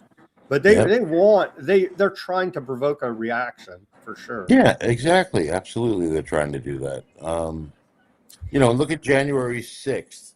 Yeah. You can look at that day, and you can see Trump and Rudy Giuliani on stage provoking people to do. They set those people up, those J6ers. Yeah, oh yeah. They 100% set them up. Yes, they did. And that was their intention. They were attempting a coup. An actual coup. Anyway, I don't know what they thought they were going to do with it, but they definitely set up those J6ers. Number fact 24 here: the United States government has not fully cooperated with international investigations into 9/11. Yeah, well, right. Yeah. I think there's been an update to the first thing that's listed. I don't remember the name, but yeah, no, America was not cooperating with international investigations. Why? Why would they do that? Don't they want to know exactly how and why it happened, so it could never happen again? You can make that argument about so many different people who fought against investigations. Why? John, we're at an hour and 40 minutes. You want to shift to the news? You want to hang with me? Can you come back and keep going? Yeah, I can hang with you for a little bit. All right. Let's shift to the news, and we'll come back to 9/11 on another date. We still got a couple of weeks before 9/11 on the 25th anniversary here now.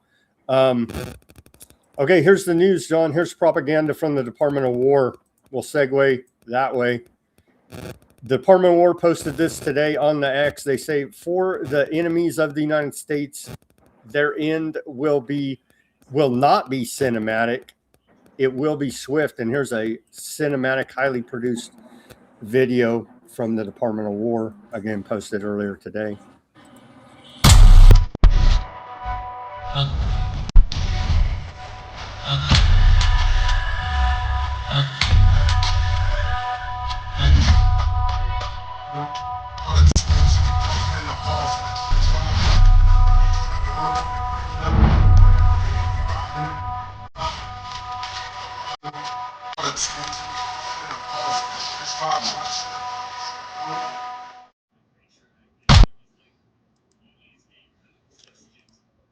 That's what our Department of War is posting on the internet, John. Such propaganda. Oh, God, Pete Hegseth. Doesn't that douchebag get on your nerves like so much? It's another actor. I He's an know. actor, right? So they're all actors. They're all fake and gay. It's ridiculously stupid at this point. It's insulting to anybody following what's going on and that actually has any type of intelligence left. It's very insulting and just ridiculous. Yep.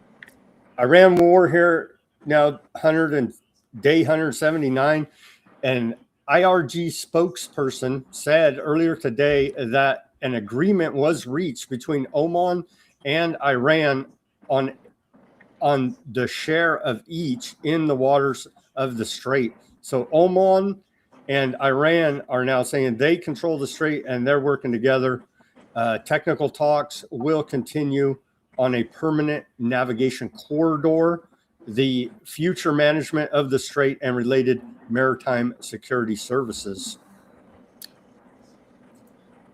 Iran inflicts unprecedented damage on CIA installations across West Asia. The report out of the Cradle, their site, who do they cite here? They cite NBC. They say Iran, quote, inflicted billions in unprecedented damage on U.S. intelligence facilities across the region throughout its many waves of retaliatory strikes launched in response to Iran or Washington's attacks on Tehran, reported by NBC News. And we continue to report about that. They blew up all our bases, or a lot of it. A lot of our bases there are no longer. I haven't seen news of that. I mean, it's very underreported. They in Bahrain, in Jordan, in all over the place, UAE, all the places where we had our military bases, intelligence unit set up. A lot of that has now been destroyed. NBC is reporting, and we continue to report here at Weaponized News about this. But it is very underreported. Quietly, they don't want to. They don't want to talk about that. How's Jared Kushner doing these days? Is he part of any billion-dollar deals that he wouldn't have been a part of? His brother bought the LA Lakers a couple of weeks ago. They're constantly trying to work some kind of scam, scheme, fraud deals for sure. Jared Kushner chairing the Board of Peace, but the genocide there in Palestine continues. Iranian foreign minister warns U.S. against continued aggression, threatens reciprocal measures. Iranian Foreign Minister Kazem Gharibabadi has warned the United States that Tehran, quote, will reveal new capabilities if Washington persists in inflicting harm on Iran. They've been floating this idea that they have some type of new military capabilities. Some reports suggest it's some new shoulder-launched missiles from China. Who knows what it could be, but they keep floating that idea. They have more secret advanced weapons that America's not aware of. Stop messing around or we're going to hit you with those, Iran says. U.S. Treasury Secretary to Bahraini counterpart coordinate on sustained economic warfare against Iran. They put out the Treasury Department put this out there, so they're working with Bahrain. So essentially, John, with the economic warfare now, the sanctions against Iran launched this week. They're saying anybody that does business with Iran is going to be subject to the sanctions as well. China said, F you, we'll do whatever we want. And that's where we're at in this whole Operation Economic, I forget even what the stupid name they gave it was.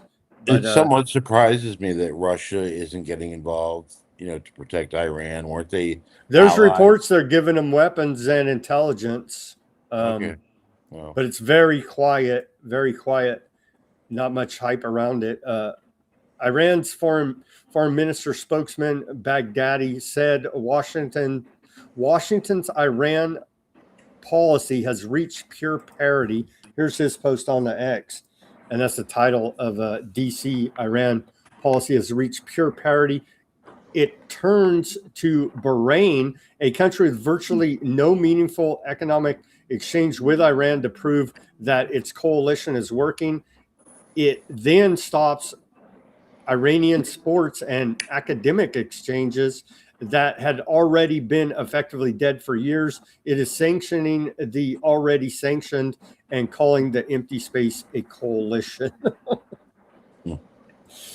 Man, Ghalibaf, the head of the parliamentary speaker of Iran, said this earlier today on the X. He says, "We welcome China's principled statement rejecting illegal sanctions against Iran. The Iran-Chinese comprehensive strategic partnership is rooted in mutual respect, win-win cooperation, and shared vision for a multipolar world. This relationship needs no one's permission." That's exactly the same language we see coming out of China as well. Multipolar world, win-win cooperation. China uses that same exact language, showing that did they're on you the. did Go you know ahead. that in 2005, both Russia and China got together to warn the world that the United States was attempting to take over the world? No. That was in 2005. So apparently we didn't listen, or we didn't hear about that. Here's one. Iran's armed forces spokesman, General Sheikh Archai, said hostile media outlets are placed in our military target bank. They're threatening to target the media here now. Iran says networks like BBC, Iran International, and Radio Farda are directly connected to Mossad, the CIA, and enemy intelligence agencies. They receive their directives and support from them. Iran's armed forces do not view these outlets as media. They are soldiers of the Zionists and America, and they are placed in our military target banks. Kind of hard to argue with them. I don't know about no violence here, though. We're not going to advocate any violence. We need to end these damn wars, even against the corrupt criminal media here. Once America figures out that if we all stand together, we can accomplish anything, then things will get done. Bibi Milei, Netanyahu, shadow president of America, he says, "I just doubt whether you can make an agreement with these savages," talking about Iran. "I tell you, you cannot make an agreement with them." So they're steadfast against any type of peace deal at all. And every time a peace deal, something's working between us and Iran, they carry out a big massacre. And this has been a continuing theme for the last 3 years here now. If there's peace negotiations with Hamas, with Hezbollah, with Iran, with whoever, oh yeah, we're tired of the killings. We're gonna go have some talks now. And they go they massacre the peace negotiators and do some big massacre. And it's like, oh, well, thanks a lot, our greatest ally. You guys just ruined any chance we had at peace talks, even because you just killed a bunch of people from the guys we're supposed to be having peace talks with. You're our greatest ally. It's just like incredible here. Let me get your take on this one, John. Trump sends Saudi nuclear deal to Congress, ties Pact to Israel normalization. President Trump has sent a proposed civilian nuclear energy agreement with Saudi Arabia to Congress for approval, conditioning the pact on normalization with Israel, according to U.S. official who spoke with Reuters. That's a Reuters report. What do you make of this? Civilian nuke plants for energy production, allegedly, to Saudi Arabia. We give them the technology, but they have to normalize relationships with Israel. Well, Of the deal. that's the story they put forward, is that Israel and Saudi Arabia are bitter enemies. But what really happens is, behind the scene, they're constantly working together. They've been working together since the 90s. Israel and Saudi Arabia. That came, a lot of attention was brought to that when something happened. I don't remember what it was, but yeah, all that propaganda is bullshit. as They're far not as really even against each other. They're all working together as Yeah, with the, exactly. Wasn't it Saudi Arabia that shot down some of those missiles that Iran sent over to try and hit Israel? oh, they're part of it. Yeah, they're part of the Yeah, war for sure. And absolutely. now the Houthis in Yemen are in war with Saudi Arabia, fighting over well, they're Well, blocking the Al Mandab Strait there, the there other was a side of the time. Strait of Hormuz. There was a time, and it still may very well be true, is that the war in Yemen was an attempt at having a proxy war Oh yeah, against oh Iran. yeah, for sure. That It's a was proxy heavily war. reported on. That was heavily reported on. It's probably still going on today. It is. Well, there you go. It died down a little bit, but it's back up full on war. Saudi Arabia against Yemen Houthis. Right. They're And it used exchanging. the news articles used to say U.S. supported war in Yemen or something like that, and then they stopped saying that. And U.S. Oh, we're against what they're doing, but then they would secretly support Saudi Arabia. No, yeah, we're using them as a proxy. You have proxies all over the place. So that's where we're at on day 179 of Iran war. Iran By the way, mocking. go ahead. I was just saying, all these big Iranian government officials are mocking us, America, and the Trump administration at this point, as we're in a Persian standoff in the Strait of Hormuz. I just wanted to say, good for you for covering this day by day by day. 100 days, 179. I'm like, Jesus, effing Christ. And it totally broke my heart when they finally went to war with Iran, because we fought for years trying to stop that war. And all cooked unfortunately, on just bullshit on Trump saying that, oh yeah, we had to do it or they're going to nuke us. It's all bullshit. exactly, it's No all evidence bullshit. whatsoever has ever been provided that this No, was the and case. In I, fact, I have a link to somebody from the UN who said there's no evidence that they have. there's no Well, evidence. Our own State Department said that. Our own intelligence community, Joe Kant, the head of counterterrorism, resigned in protest over it, for crying out loud. Now, Tulsi Gabbard has resigned. She didn't say it was over the Iran war, but a report came out yesterday, which we reported since the beginning of it, that yes, they said exactly what we've been saying. Iran's not an imminent nuclear threat. right. God, Oh, man. Tulsi Gabbard. Tulsi was such a disappointment for so many people. She tried to portray herself as anti-war. She was pro-war against Al Qaeda, but anyway, she was. I think she was kind of a shyster, personally. I think they all are shysters, John. Yeah, exactly. Okay, on to where we at here in the news a little bit more. Oh, a little bit of Bill Gates. Bill Gates accused AI leaders of privately knowing their technology is dangerous while publicly downplaying it to protect fundraising. In private, people who understand how good this stuff is and how much better it is getting, they are very worried. He said in an interview with the New York Times, they're now saying to each other, hey man, don't say that. It's bad for us. The next $1 trillion we're trying to raise. Gates said the industry has blown past its own red lines on bioweapons, cyber attacks, emotional dependency, job displacement, and loss of control. We're in the process of crossing every single one of those thresholds.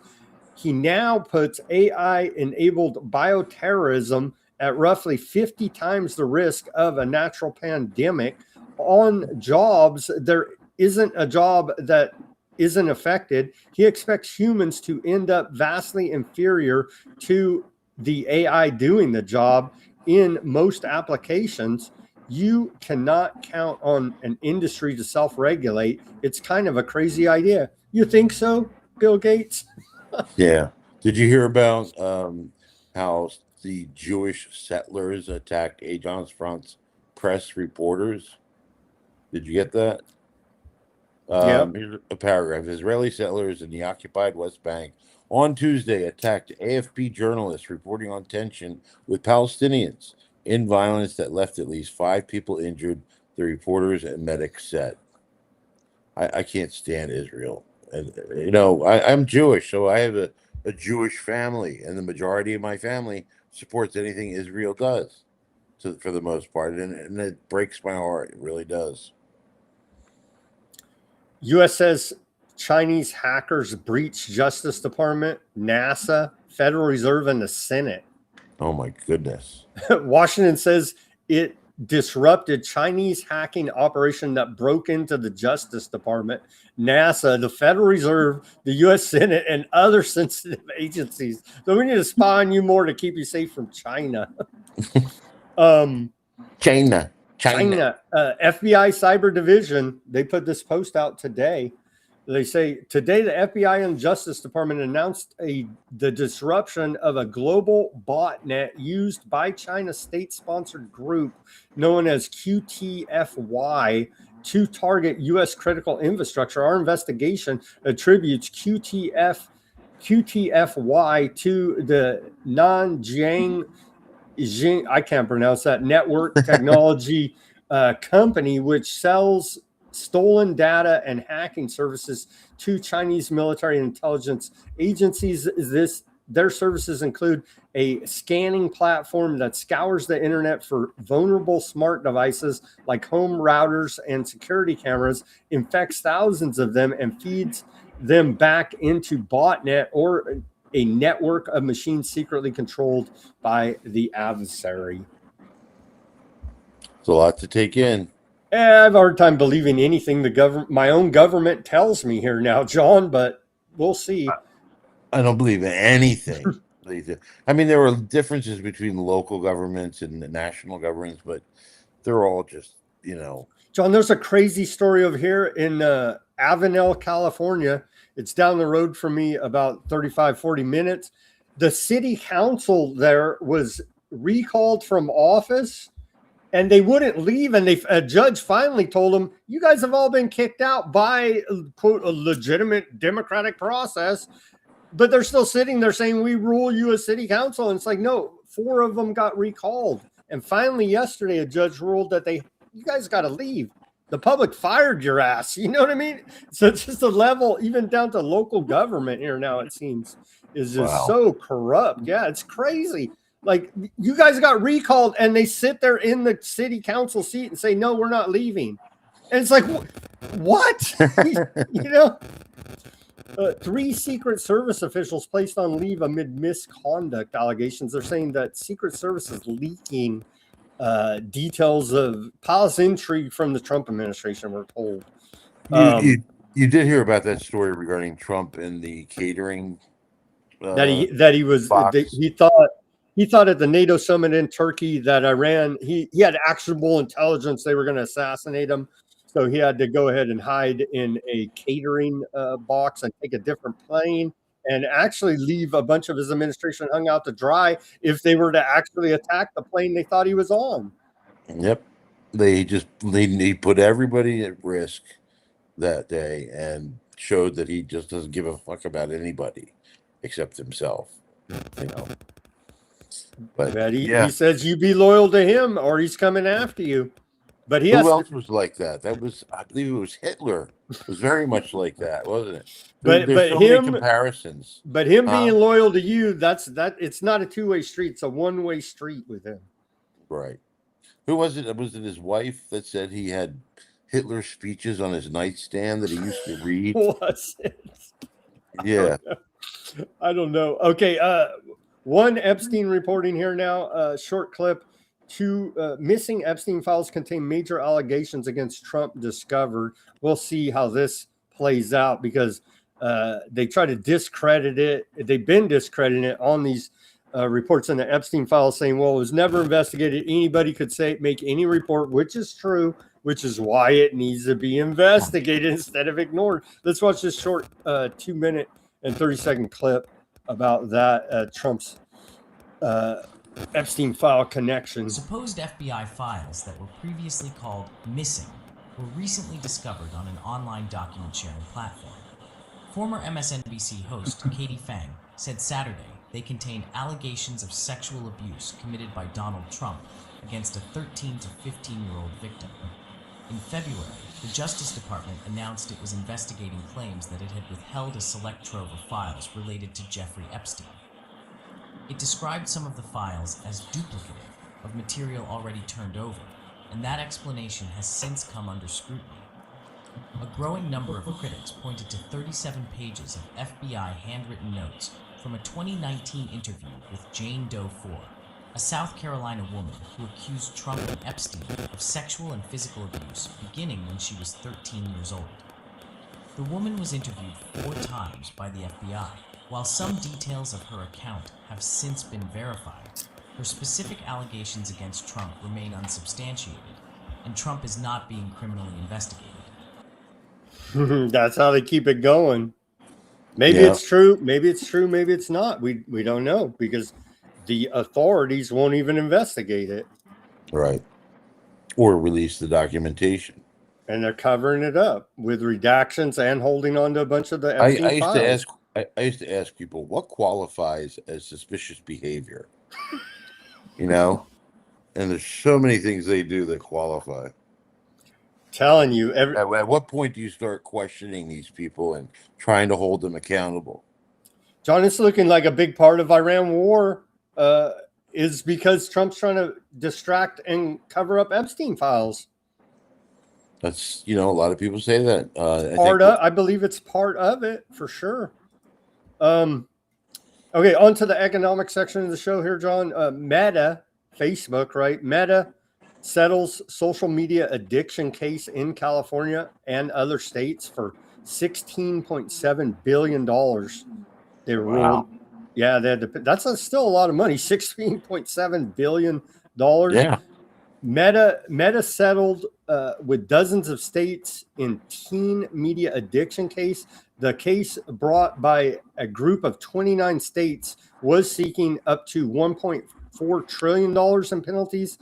In addition, the money given to the state, Meta will also be forced to impose daily usage limits and restrict nighttime usage by children who use Facebook and Instagram. And Meta will enhance measures to prevent children from accessing age-restricted content. Turning the screws there on Meta, it's just going to bring more censorship, I believe. Today, Trump, they did an executive order.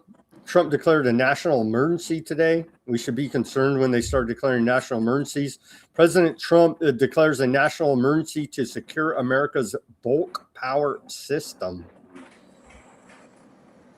As a bunch of stories out there threatening for nationwide blackouts. Here it is from the White House. Securing America's bulk power system. Today, Trump signed an executive order to protect the security, integrity, and reliability of bulk power system electrical equipment used in the United States, particularly from interface by foreign actors.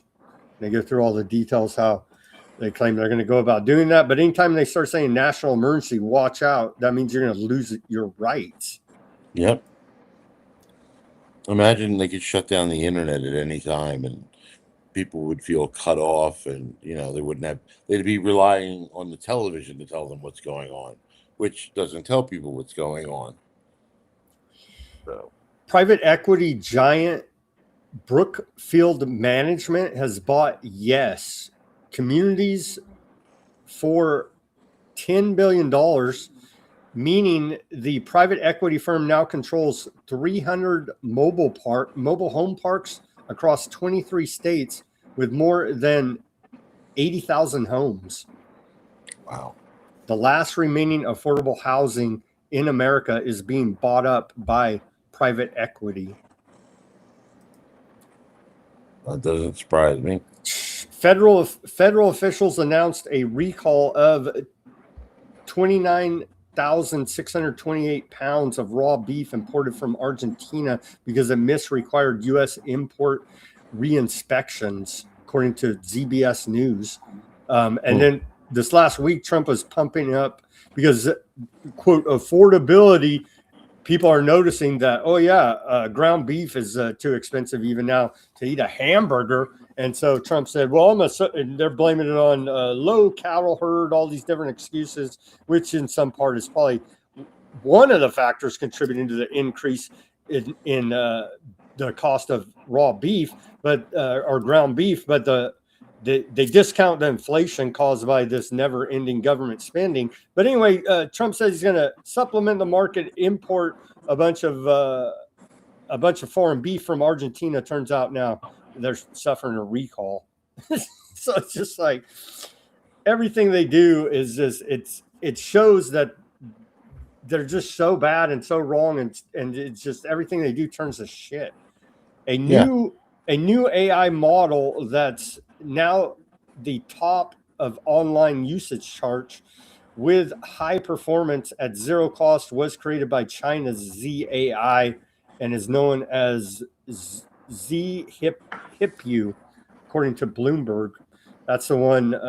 China's putting out free AI models, and then our American companies are trying to do the subscription service to earn revenue, and people are going to go with the free Chinese models. Sorry, that many report are better actually. Nvidia. Right. So the market today, because big tech's essentially pumping up the stock market, propping it up, and everybody was waiting on Nvidia's earning call. If any of this is legitimate, and Nvidia is expected to post $92.3 billion in quarterly revenue today. And so that's going to keep the stock market propped up a little bit longer, as many are reporting, watch out for this AI bubble. And in this report, this is crazy right here. Let's play this short 30-second report about the unemployment rate. Now, to give you the different perspective on rigged government data, according to the Bureau of Labor Statistics, unemployment rate is 4.1%. But let's see what other economists say. According to data from the Ludwig Institute for Shared Economic Prosperity, the true rate of unemployment was actually at 24.9%. Now, the economic research firm looks not only at unemployed workers and those searching for a job to capture a real look at the labor market, but also those who are something called functionally unemployed. Now, that includes those who are involuntarily working part-time and who are earning poverty-level wages, or less than $26,000 annually, and that's before tax. Yeah, this doesn't surprise me at all. Those numbers we get, are those low numbers, the low ball, how much higher it actually is. That doesn't surprise me. Price of a gallon of gasoline here on average, John, across America, according to AAA, is $4.10 today. And that $4 threshold is pushing the price of everything up there. You can see it right there. $4.10 on average across America. And then Brown University, I reference this every show here now, as the Iran war is ongoing. Iran war energy cost tracker. We're now up to $92.2 billion consumer total cost burden since the beginning of the Iran war, February 28, 2026. And then the per household cost burden is $703.48, and that's spread across both diesel and gasoline per household cost burden since the beginning of the Iran war. Go MAGA, go America. It's just completely America. Yeah, we need to bring back George Bush, America, right? Right. I mean, he was a great president. Just listen to Ellen and Keith Olbermann. Yeah. Qatar's Liquid natural gas exports collapsed 96%, erasing $24 billion in gas revenue for Qatar since the beginning of the Iran war. U.S. allies say the Strait of Hormuz remains mined, contradicting Trump's claims that the U.S. Navy had cleared it. Officials estimate some of Iran's 80 to 150 mines still remain, according to Bloomberg. Trump said it's free sailing through there. The Navy took all the mines out. Everything is hunky-dory. Not so much, it appears. Now, according to that report, maritime data shows declining vessels crossing the Strait of Hormuz and the Bab al-Mandab Strait. That's both the sides over there, with the Houthis manning one and America and Iran manning the other. Their data released by Maritime Tracker or Traffic indicates the vessel's traffic dropped across the key Asian maritime choke points. Crossing through the Strait of Hormuz fell to 5 confirmed transits today, or the past 24 hours, you could say, for accuracy purposes. So it's closed essentially. A little bit of traffic is going through there. Only 5 commodity vessels transited the Strait of Hormuz, well below the 10-day average. So it's essentially closed. So this is why gas prices are going up. That's what they say, but I believe it's just they're price gouging us here in America, because they say we don't even get gas from there. Right. Exactly. Where does our gas come from? Not from there, allegedly, but they're gouging our prices because of it. And how much oil have we stolen from Venezuela since we took we stole a bunch of we stole their president, John. We stole their president, we stole their gold, and we stole their oil. And we have a gun pointed in their face saying, do what we say or we'll steal you next. Whoever next is in charge. The Dulce Rodriguez lady, I think now. But what do you make of this report? Little Marco Rubio, Secretary of State, says far left terrorism poses a profound threat to the United States and the broader West. Today, the United States sanctioned several transnational far left terrorist networks, including Autistica and Interventia, a major far left tech collective whose services are used by the most active and violent Antifa cells in the United States and across the world. There will be no refuge for violent extremists who wage war on our civilization and plot to undermine law and order, destroy critical infrastructure, assault political opponents, or conspire to conceal their crimes from authorities. We will use all the tools and authorities at our disposal to fight terrorism and to protect our way of life from terrorist coercion. Right. You feel more safe? Absolutely. Give me some of that government, man. I can't get enough. Telling you, they're keeping us safe, John. Have you been following this story of the extrajudicial assassinations on the alleged narco drug traffickers by U.S. Southern Command? I was following it during Venezuela when they were supposedly coming out of there. They're still doing it, John. Today, U.S. Southern Command says they killed these guys yesterday. Joint Task Force Western Hemisphere continues executing precise lethal operations against cartels. And so maybe these guys are bad guys. We don't even know because they blew them up. Right? I remember there was a woman claiming their husband was a fisherman. Yeah. That was just out and about. Ecuador. Yeah. Yeah. So right here, they say they lethal kinetic strike on a go fast boat. But we don't know. Maybe they are the worst drug traffickers in the whole world ever. But we don't know because they blew them up and all the evidence. Right. So we just have evidence. We just have to trust the government here. The government will never lie to you. They killed four narco terrorists. U.S. Southern Command tells us. Hoorah! Right. With no evidence. It's just take their word for it. Or maybe they'll drone us next. You know what I mean? There's a giant, very public but unreported drug war going on in Mexico, Central and South America. Here, U.S. Southern Command says Ecuador's announcement today of successful series of simultaneously operations. They're raiding a bunch of drug labs there in Ecuador, backed up by U.S. Southern Command. That's what they're saying. Have you ever gone to see that Smithsonian Institute page that showed that the U.S. military has operated in 80 different countries since the war on terror started? No, I Everybody haven't always, seen that.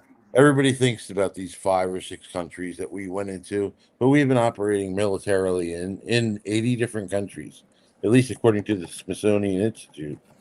Probably more than that, even. But Oh yeah. yeah, absolutely. Like they were Okay. focused. Russia-Ukraine war here, John.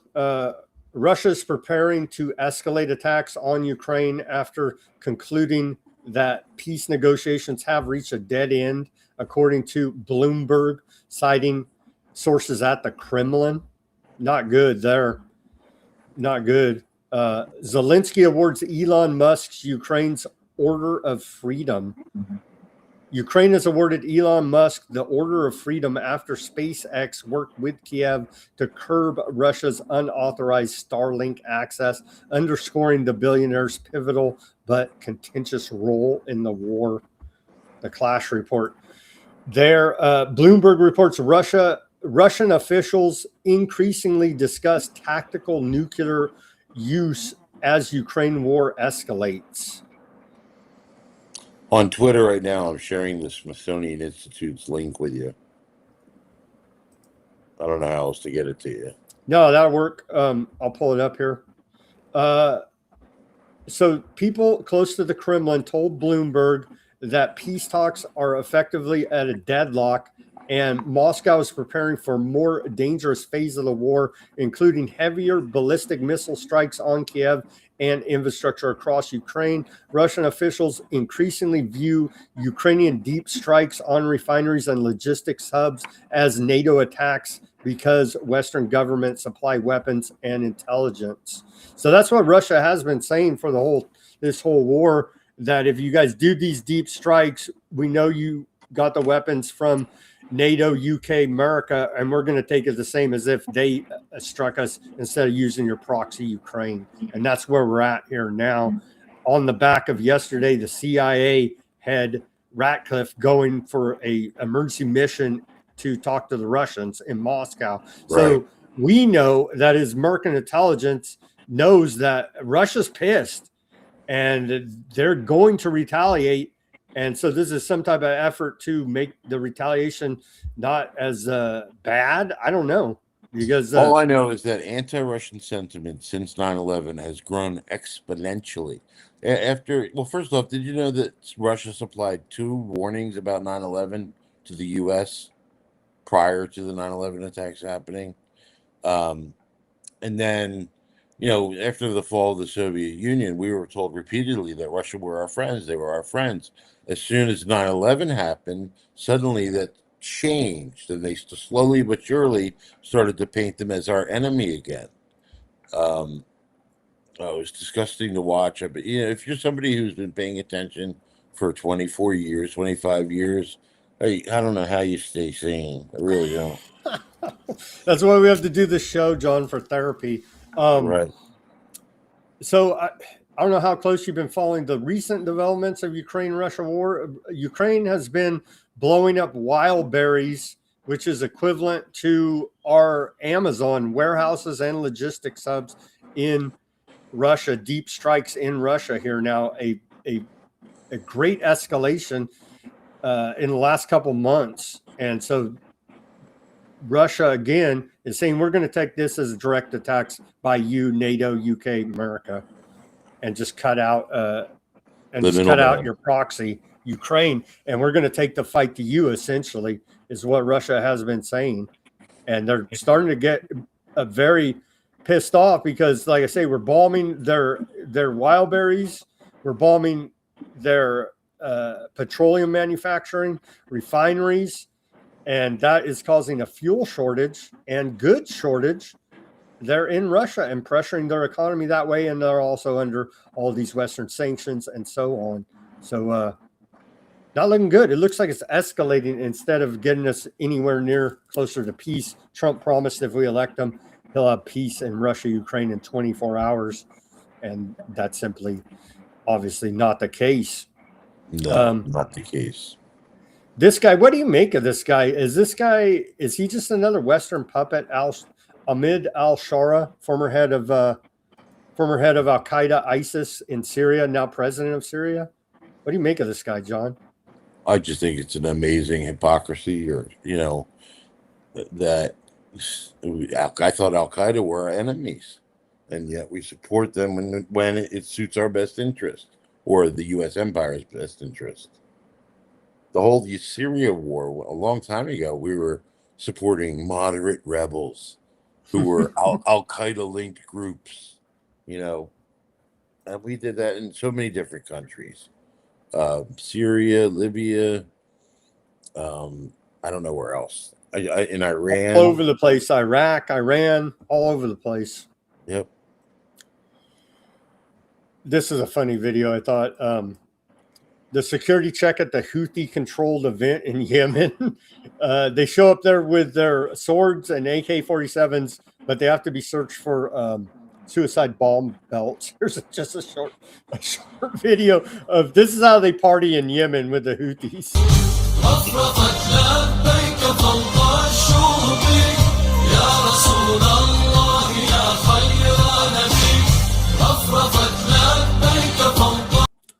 So you're good there to go with your AK and your dagger. Yeah. Just don't bring a suicide bomb vest with you. And you're good to go to the rallies there in Yemen. The Houthis know how to party. Yeah. Okay, Lebanon now. On to southern Lebanon, John, they're carrying out a systematic demolition campaign against southern Lebanon. They're not even claiming that Hezbollah's even there at this point. Ethnic cleansing, genocide, same routine we saw in Gaza, they're now carrying out in Lebanon every day here now, ongoing systematic attacks targeting public health infrastructure, any media there, and committing ecocide against southern Lebanon, now making it where the people can't even return even if they wanted to, because they're creating an environment that's unlivable. Right. Yeah, it's a disgrace. Absolute disgrace. And I wish Benjamin Netanyahu would be locked up and the key thrown away. I don't want them to face the death penalty. I want them to rot in prison. I argue him and Trump are competing for the most corrupt man in the world. Well, they're partners. Well, they're seeing who can win the most corrupt man in the world award. Who was it? Adelson that gave Trump $250 million for his campaign, so he would do what he's doing to support Israel and whatnot, and other groups. But yeah, she's the big one. Yeah. Yeah. Let's see here. Montessori just reports of ongoing demolitions there. Here's some of the video. You can see ongoing demolition campaigns as a report every day in southern Lebanon. You can see right there. More reports coming out of there. Where's this at? Blowing up local mosques there. You can see in this video, blew up that mosque. Where's that Lebanese village of Bani Hayyan? Blew up the mosque there. Another giant explosion here, southern Lebanon. Where was this? This was Bayat al-Sayad, southern Lebanon. Giant explosion. And there's just so many of these posts. But this final one, this giant demolition, you could see they wired the whole place. And they're carrying out giant demolition campaigns here. Sam,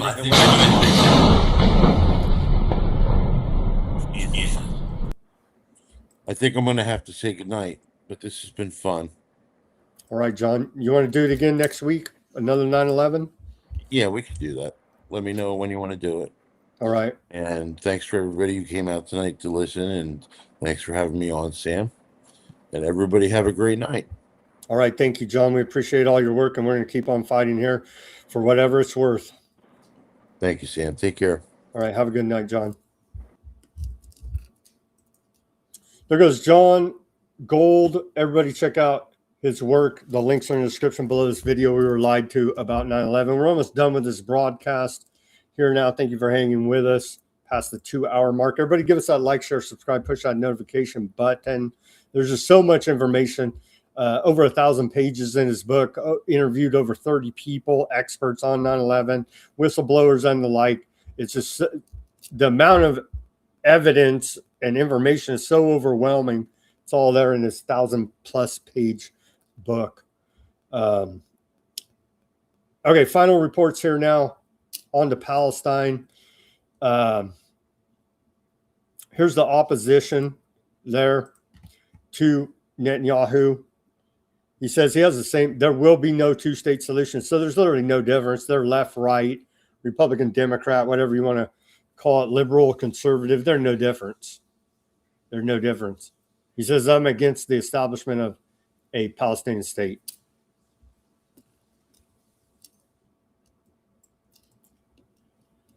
Here's some images of the Gaza Strip, the apocalyptic hellscape. They're doing the same thing to Lebanon right now, but quite a sight.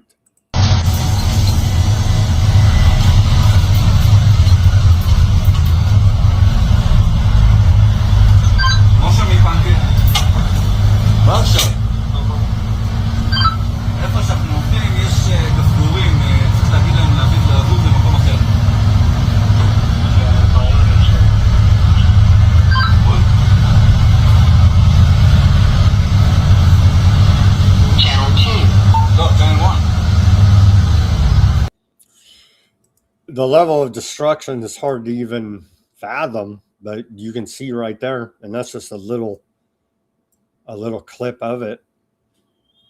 Trump's Gaza board warns Hamas over kites as Aardvark land continues to strike.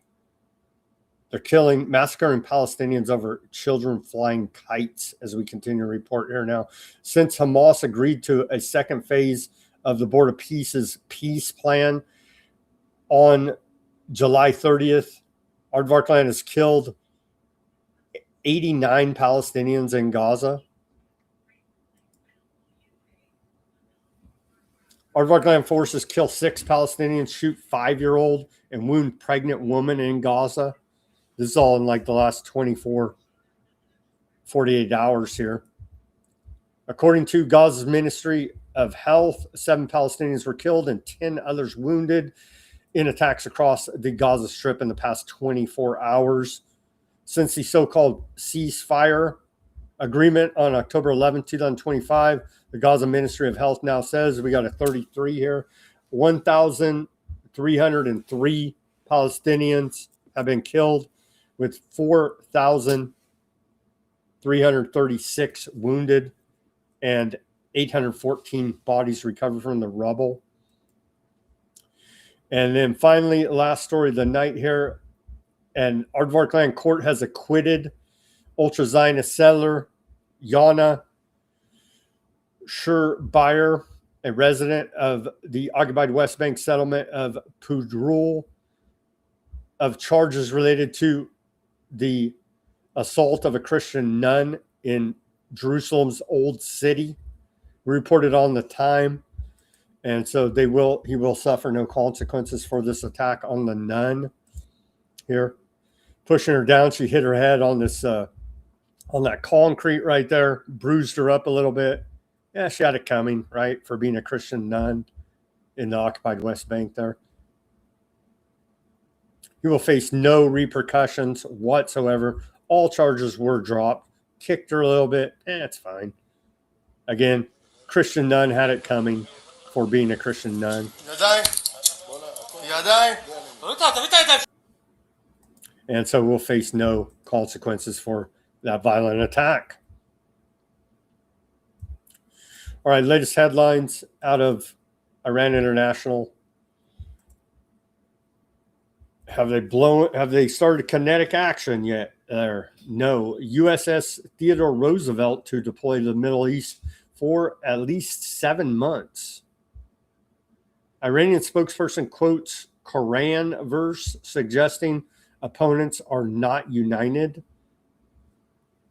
Tanker hit by unknown projectile in Strait of Hormuz. U.S. watching allies for alignment amid defense pullback. Qatar Prime Minister to revive mediation in Tehran amid Iran-U.S. standoff over Strait of Hormuz. Headlines out of Al Jazeera here. Qatar Prime Minister to visit Tehran as Trump says U.S. not in a hurry over Iran talks. Gaza's Board of Peace failing to protect basic Palestinian rights. Head of umbrella aid group tells UN Security Council agency not planning on going anywhere. Funeral held for Palestinians killed in latest strikes. And tanker hit by unknown projectile catches fire in the Strait of Hormuz. Those are our latest headlines on day 179 of the Iran war. All right, let's head over to the channels and see if we have any viewers on the Odysee first. Shout out to Odysee, the chat over there. Shout out to Fat Bob, Huffman, Vol. It's a big club and we ain't in it, Vol says. I wonder if there were any subterranean New York aardvarks under 9/11. Good question.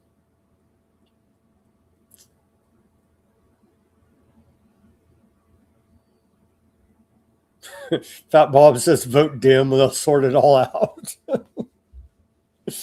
I don't think I'll have internet until at least September 5th from August 31st. Effing moving. Well, thank you for letting us know there, Fat Bob. Thank you for letting us know. Fat Bob may be offline for about a week there as he's moving. Shout out to Pink Vegas.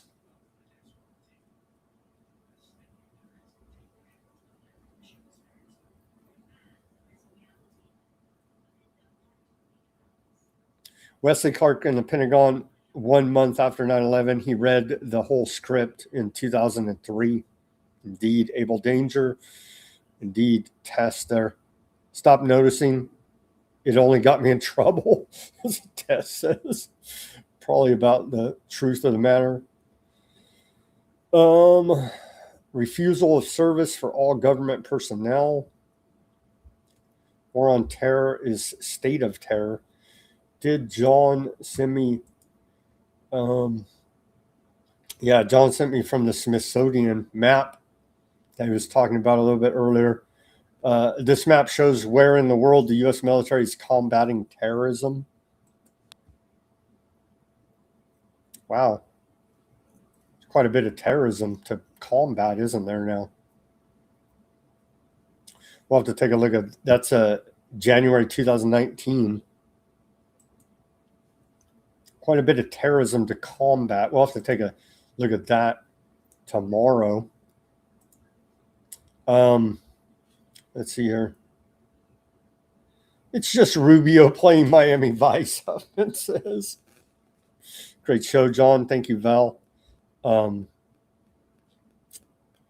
Yeah, John's a great activist. He's put in so much work trying to get a new investigation in 9/11 and bring justice for the families and victims of 9/11.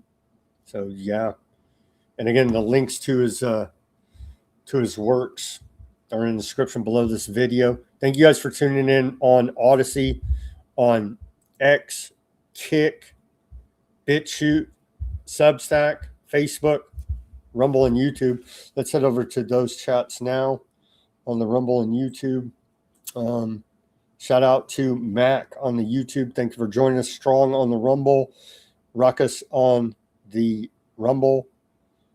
Veterans Against Trump and MAGA Destroyer on the YouTube. Shout out to Carrie. Did what Rome did that America began in 1805. Carrie says, So he says the case against Saudi Arabia is going forward. That finally is going to court now for the people that didn't take the 9/11 money. Oh, static, Mike, your phones.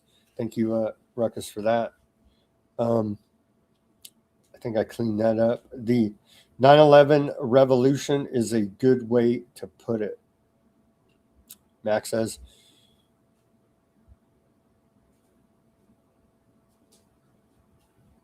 Trevor. Shout out to Trevor on the YouTube. A B tuning in from Morocco. Shout out to you guys. A-Dub on the YouTube. Chris. Well, along comes investor Larry Silverstein. Yep.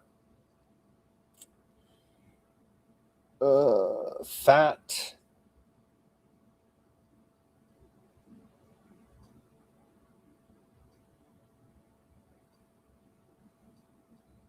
TDS detected goodbye. Rob, it says. BS, this is propaganda, and the leftists are getting ready for midterms.